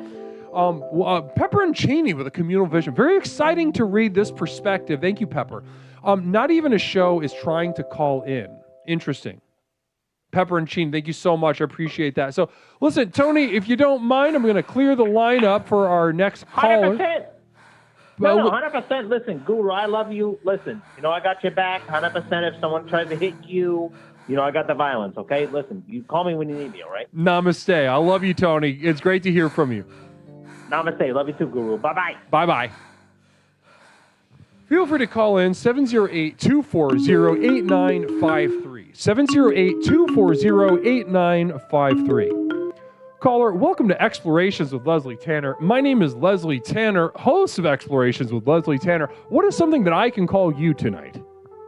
Oh, you can call me the guy with the really crazy voice. I'm doing a crazy voice thing. We're doing a crazy voice on a call. Your voice certainly is crazy. It's like nobody would have a voice at this kind of pitch or whatever. That's so we're doing true. A crazy voice thing in the chat. Let them know we're doing a crazy voice thing. I love your show, though. I love your. If I could be serious for a second here. Please, yeah. I'm having a lot of fun, but I'm always down to get serious. Go ahead. I love your aesthetic that you're working with here, and I really do enjoy it a lot. And could I sing a song for you? Would you mind? You love the aesthetic and you want to sing a song. What's something I can call you? What's a name I can call you? Goat's Head, welcome to Explorations. Magical Johnson and H-Dub, blessings to both of you. Welcome home to Explorations, the program, the final personal power program that you'll ever need. Blessings. Go ahead and sing me a song. What's your name? Well, you can call me CV. You can call me CV, Crazy Voice. Crazy Boy. CV, Crazy Voice. V like vagina. V, like close vagina. Namaste. Like Wizen okay, Farmhand Month 69. Blessings to you and welcome to the program. Let's hear that song, CV. I want to be able to suck my own dick, but I can't. Do you think it's because it's too small, or is it because I'm so tall? Crazy Voice in the fucking house bringing that shit, and it's like, can you imagine somebody's talking about sucking their own dick, but they're singing it funny? On a serious note, CV, I do know somebody who tried to suck their own dick and very seriously hurt themselves. So I would. No, in all seriousness, sorry, I take the voice off. No, I did when I was younger. I did try to suck it a couple. I think we all did. We all took a run at it and everything. Yeah. But I'm gonna go back to crazy voice mode now. Yeah, man, it's like imagine sucking it. No, listen, our king moderator over here, JJ Plays Pog, I don't know if he's around, JJ Plays Pog, but he told a story a couple months ago that, before he found the program, he very gravely injured his back. I think he might have slipped a whole disc trying to reach so hard to suck his cock. Yeah, if you gotta accept if it's out of reach. It's like at some point, it's like if you're a sports owner, for example, and you're trying to make it into the playoffs, and you got to accept at some point it's not going to happen, and you don't want to bend over backwards. Sorry, pardon the pun. You don't want to bend over backwards. Yeah. To No, try I understand. to make it happen and end up hurting yourself, and in the process probably hurting your family and embarrassing them as well. Absolutely. Hurting your standing in the community. People will know you. Oh, that's the guy. That's the guy who tried and failed to suck his own cock. But because if you're the guy who tried, it's one of those Evil succeeded, Knievel situations. If you get it, if you jump the Grand Canyon, you're that guy. You're the cool. And You're the your big dick family is- baller who sucked his own cock. But if and you your fuck up, family you're is like gonna you're like the worst kind of retard. Oh yeah, no. I think that a big thing is you gotta make sure you can at least get the tongue to the tip. If you get the tongue to the tip, I think then your family can use that in negotiations, even for hey, we got somebody who can suck it. But if you try and fail, that's a huge, that's a black mark on your family's legacy. Wow. You're a sharp one, CV. I really appreciate your energy. I really appreciate your perspective and your energy tonight. Very generous of you. I really appreciate you calling. Tonight we're talking about transforming through violence. Now, we're talking about you cannot suck your own penis. Did I hear you correctly? No, I can't. I was gonna lie to you, but why lie? How long is your penis? My penis is 4. Did you say far? It's 4, I said. 4. 4. Like 4 inches? Yeah. Oh God, I wish. For what then? What unit are we using right now? Centimeters. I'm Canadian. Can't you tell? Okay. Yeah. Okay. Right. Okay. Oh, so we're 4 centimeter penis. Yeah, that's going to be tough. Communal vision coming in from Coog. Very excited about this perspective. 4 in toaster measurement. So we're talking like toaster. Toaster's a community member over here with a small penis. We assume. We haven't gotten confirmation on that, but I think it sounds like yes, Coog. Namaste to you. Now 4 centimeters. Now that's tough. That's going to be tough. And how does it feel to think that you'll probably never suck your own cock? Well, the nice thing is though, I could get someone else to do it. In theory. I mean, yeah, I guess, but yeah. In theory. Somebody's done it before. I've seen it. I have watched a video where somebody has sucked one that's smaller or the same size as mine. So in theory, it's a possibility. Right. So, that's a whole separate thing, though. We're talking about the feat of sucking your own cock, which you will never do, most likely. How does that feel to realize that you will die? You will take your final breath and you will die before you ever suck your own dick. Would it be troublesome if I started making credible threats against your life? What was that? Well, I'm sorry. Say that. Repeat that again. Would it be troublesome for the stream if I started making credible threats against your life? Biggest penis in Canada says, Indestructible show. That's funny. Just taking the piss out of the Canadians who science just shows they have small penises. Now, sorry, I was asking there. I'll take the voice off so you can hear it. It would be, just to be clear, it would be a TOS issue if I started making credible threats against you. Yeah, I'm trying to get the line. I'm trying to find the line because you're out there, man. You got a wild thing going on. But if I started making quantifiable, credible threats against your life, that would be taking it too far. Oh, so you're actually asking. Interesting. Credible. How detailed are you gonna get? Are we? You know what I mean? This thing's 4 centimeters, man. When it's hard. 4 centimeters hard. No. Go ahead. Take a swing at it. Make a threat. Now, the context of this, in what we're talking about, is that you're upset. I'm pushing on a thing that you're insecure about. You have a little dick that you'll never suck, and then you want to lash out, which is pathetic. Stone Monster 400, like a struggle bus for the wiener and end up in a wheelchair. Let's go, guys. That's from Stone Monster. Now, go ahead. Take a swing at it. Make a threat. Oh, hung up. Okay. Well, next time, just keep it in the chamber. Namaste to you. Len text. Well, let's go for a little bit longer. We just got butt fucked by Raiders. Caller, welcome to Explorations with Leslie Tanner. My name is Leslie. Tonight we're discussing transforming through violence. What is something I can call you tonight? Oh, yes. You can call me Irene. Irene, good to hear from you, Irene. It's great. Yes. Is this your first time calling, Irene? Oh, yes, it is. Oh, you know what? I was watching my grandson on here the other day, and I thought, this Leslie Tanner guy seems awfully interesting. I need to give him a call. Well, namaste to you. Everybody, welcome Irene to the program. First-time caller. Blessings to you. Now, tell me, Irene, how are you doing tonight? How are you feeling? Oh, I'm feeling fantastic. I just found out I won the Publishers Clearinghouse. Can you believe that? So, congrats. You won. What did you win through the Publishing Clearinghouse? Oh, let's see. believe it was, they said it was $15 million and a 2024 Mercedes-Benz. Well, that's terrific news. And how old are you? Oh, yes, I'm 84 years old. 84. And are you, how are you health-wise? Health-wise, well, I guess I'm doing all right. My vision's not as great as it used to be. And the old ticker, I had like a little operation on that. And also, it's like a little back surgery here and there.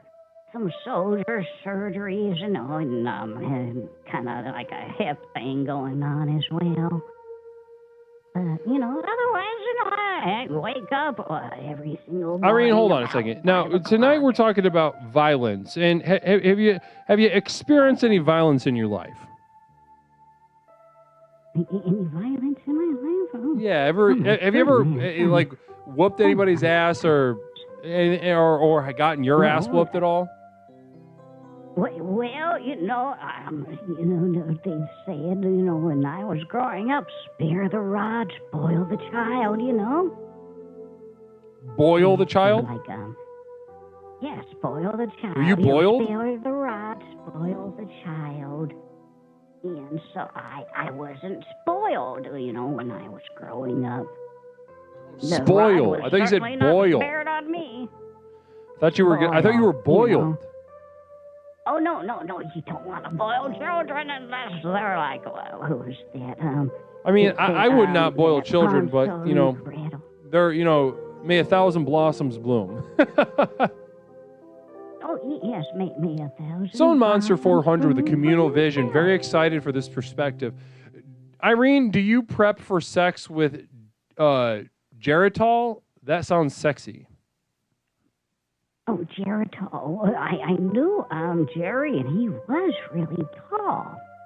And, but I love that. You're a handful. Irene, when you look back at your life and you had to answer whether it was worth it or not, what would you say? Was it worth it? What was it worth it? Oh my gosh. It was worth it. Boy, let's see here. All right, so there was... Coog with a communal vision. Irene, how did you escape the violence in Salem? Oh, that's a funny thing to say that you're hundreds of years old. How did I escape in Salem? Irene, was it worth it? Was it worth it? Can you answer that for me? Was it worth it? It was worth it. Okay. Let me just I gotta say hang. It was worth it, and I don't float like a duck. Okay, well, listen. Therefore, This is a really fantastic first call. I want to thank you for calling and sharing so much of yourself tonight, Irene. Well, thank you, Leslie. It was a very, very pleasure speaking with you. And it was a pleasure to speak with you. I hope to speak to you soon, Irene. Oh yes. I hopefully I can call you again. Please do. Maybe get it on or something. Namaste. Namaste to you. What a soul. It's getting late for her to really learn anything. So I don't really know exactly what. And this is for the fellas. This is for ladies. Dancing through the stars, yelling your name. Do you ever hear it back? No. This is your hell. That was for women? Let's do one more for the ladies. One more for ladies.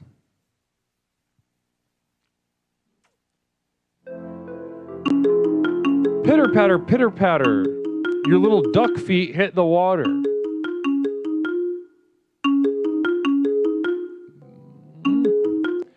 Caller, welcome to Explorations with Leslie Tanner. My name is Leslie. What is something I can call you? I'm Genomatic. Genomatic. Listen, Jen, this is the fourth call. I've given you a lot of material to work through tonight, Jen. Yeah, I've got to tell you now. So I won't be bullied. I cried for a long time. Uh-huh. And How did I think that things really... Go ahead. like I cried because I think that there was like a whole like bully watch on me tonight. And that's okay. But like I can tell you your future. I'm very sweet and kind. I don't know why I've gotten so attacked. You can tell the future. What was this future? And also, I tried to get in. I couldn't even type. I couldn't even like give you bits for like normal stuff. But talk to Nightyear. The whole thing's fucked. You talked to Nightyear. What did you discuss with Nightyear? That I'm being bullied. Well, It's okay. It's not a big whoop. The vultures are descending upon you. Yeah. And would you describe that it feels bad? Yeah. Crying feels bad.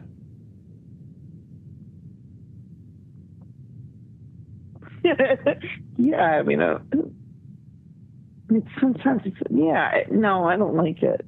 Yeah, no, I don't like crying either. It feels like shit. Yeah, I looked like a dum-dum and I was just crying.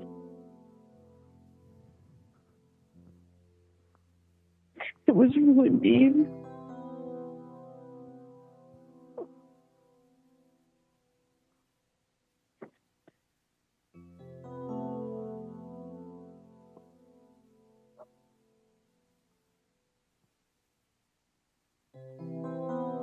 I mean, I know I'm not pretty chill, but like I was really chill. Like before all this stuff, and like not the show. I mean, I don't have to do the show, but like I was like really chill. Like a lot of things happened, and like this really hurt my feelings. And I don't like to have feelings. Leslie, I hope this isn't like online, so nobody can hear it. This is all online. This is all live and on the internet. Oh, Jesus. Yep, this is all on the internet. So this is. Listen, this is all online. Yeah, Leslie, don't. You've been terminated. Namaste. By him. Craig, Gillators.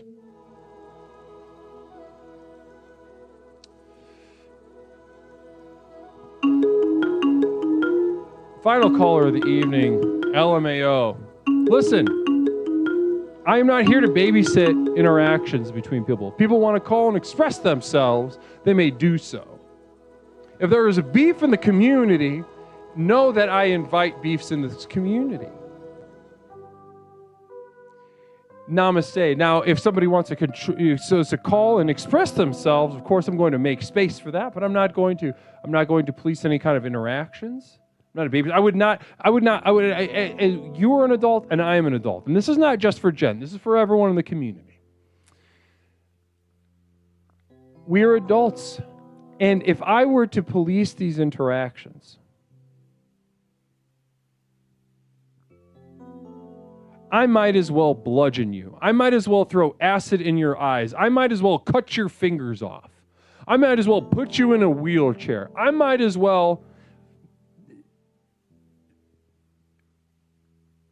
put a bag over your head until you lose so much brain power you kind of become touched. For me to baby and police interactions, that I am taking an opportunity for you to confront that which is inside of you and that which is outside of you. And a more formidable lesson cannot be given than that opportunity. And what is explorations if not an opportunity to confront those exact things? How do you think that we get to the next level? How do you think that we tap into this next level power? Namaste. Let's go ahead and go to our final caller of the evening. Let's have a little more fun. I don't know if you're calling as well. I don't know if you're crying as well, caller, but let's maybe have a little fun if you are crying. Namaste. What's something we can call you, caller? Hey, this is Wiki Webber. Hey, that go. Oh, we're not going to be crying. It's Wiki Webber. Wiki, how you doing tonight? Oh, it's been a it's been a late night. We just got home from the band practice, hanging out, and I'm trying to do the rock and roll, so I had to stay up late nights and do some band practice sometime there, Guru. Up late, band practice, showing up late to explorations, completely fine. Lord knows you need to express yourself, and you need to. We need to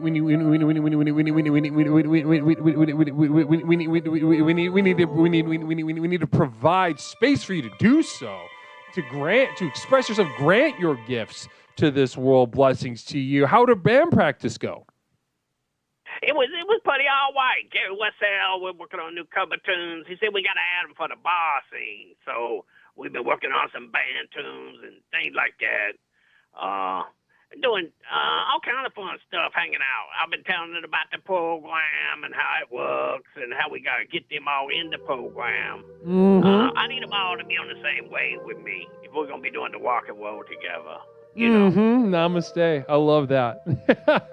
Make sure you guys get on the same page.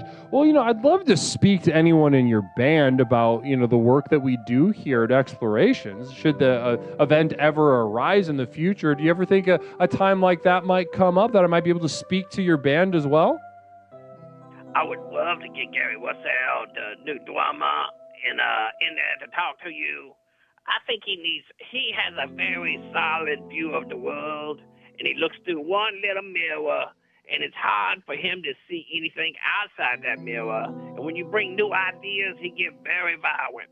So sometimes, you have to push back. You have to push back. Your little peephole ain't nothing, Gary. I love that.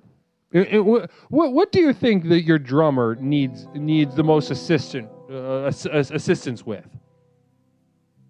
I think he needs to learn how to wax a little bit. He needs to feel that pain so he can really relax. Yeah, right, and you think he got to start at the first step. He's avoiding that pain, you think? Oh, yeah, he's doing everything to try to filter it out, everything. I tried to get him to sip a little bit of gasoline. I don't think he wanted to do that. I said, you're a bitch. He wanted to fight a little bit. I mean, yeah, if people aren't ready to hear it, then they're not ready to hear it, unfortunately. Now, Wiki, today we're talking about transforming through violence. Now, what comes to mind with transforming through violence? What comes to mind? You've been watching the program a little bit tonight, gotten a little feel for it. What enters your mind when I say those words to you, Wiki? I remember being 17-year-old. I playing basketball down at the courts, and this little boy, his name was Terry Eisenbaum. He was a point guard for a local high school, and we was playing basketball out there, and he twitted me. He twitted me real good on purpose, and then he laughed a real bit. So I decided to transform his mouth with violence because I punched him like 22 times in his mouth, and he lost some teeth. And it looked a little different, so I did do some transforming through violence. It was a strange day. And how would you say? Unfortunately, I must give a little credence to our cousins of Buddhism, whom I generally have no respect for.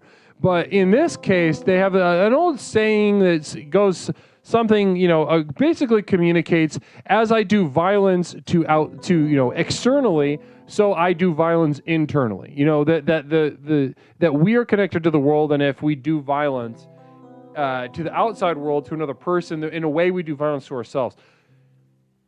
According to this logic, how would you say that as you transformed this young man's face for tricking you, which is dastardly, how did Wiki transform himself that day?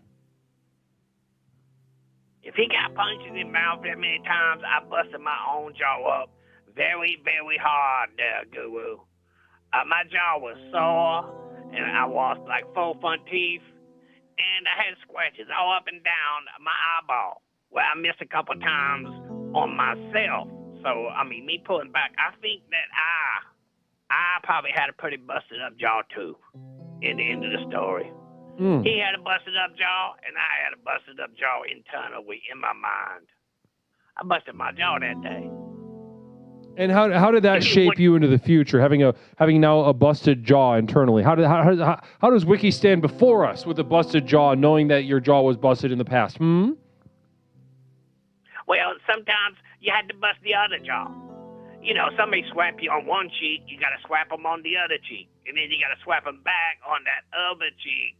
And sometimes you need to swap up and down, and then all around. Sometimes a good cut to the belly will stop any kind of violence.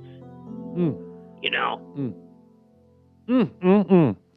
And before we move on from this wonderful little story, can you let us? How did he trick you? What was the trick? What was that little trick that got under your skin so bad?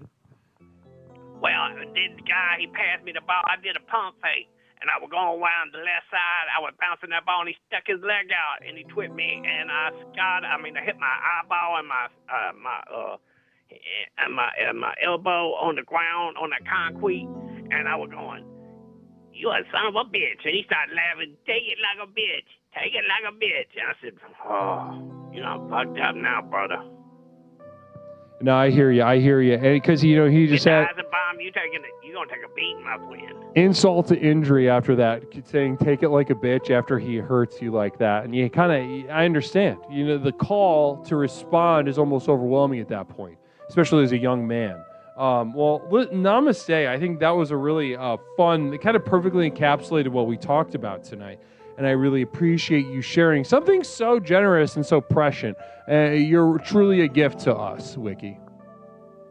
Oh, I appreciate the program. It really worked. I wouldn't be doing the rock and roll thing now. I'd probably be starting the parks, drinking 40s and fighting boys, but Well, in terms of walk and woe, as you say, I must ask you, you're a final caller of the night, and usually at the end of our calls, I ask you, an accomplished band leader, musician, songwriter, record producer, etc., I ask you for a little taste of a song, maybe a cover, maybe something from your back catalog or something. But if we could be so lucky, could we listen to a little song stylings from you tonight, Wiki?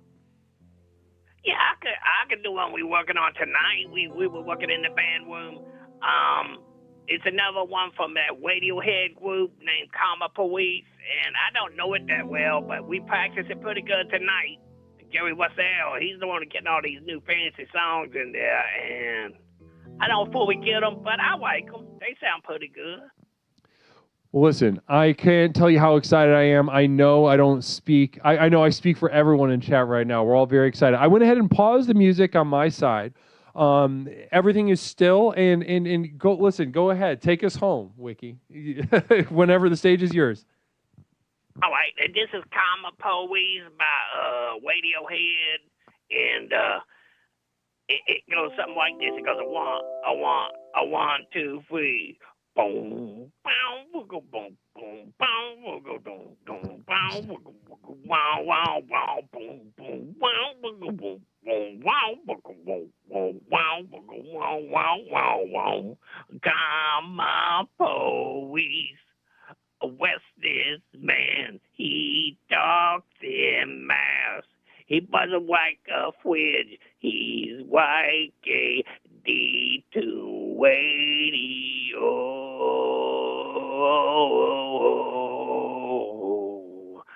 Karma Police.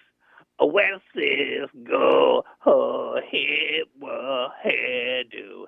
It making me feel ill. And we have crashed the party.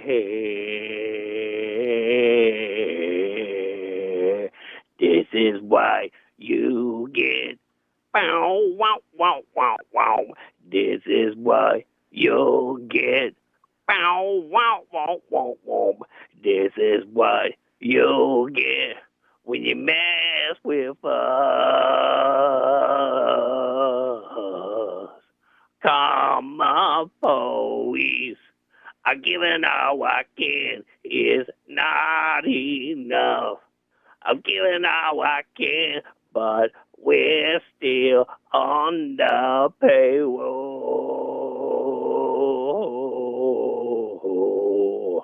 This is what you get. Wow, wow, wow, wow, wow. This is what you get. Wow, wow, wow, wow, wow. This is what you get when you mess with us.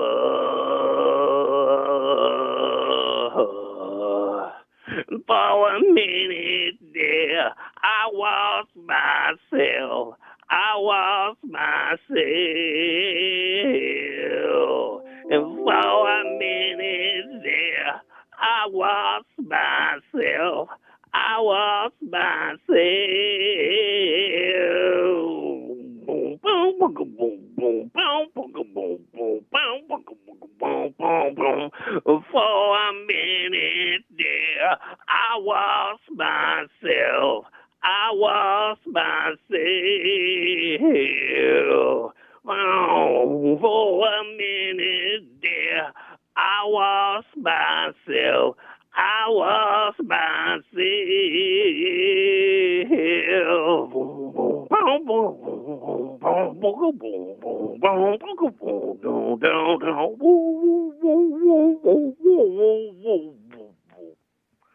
It goes something like that. Absolutely beautiful. Wiki Wibba, namaste to you. Thank you so much for sharing that with us tonight. Namaste, Guys, I love you guys. namaste. We'll be back Thursday at 8. Let's go say hi to Floppy Jimmy. Blessings to you all. Namaste.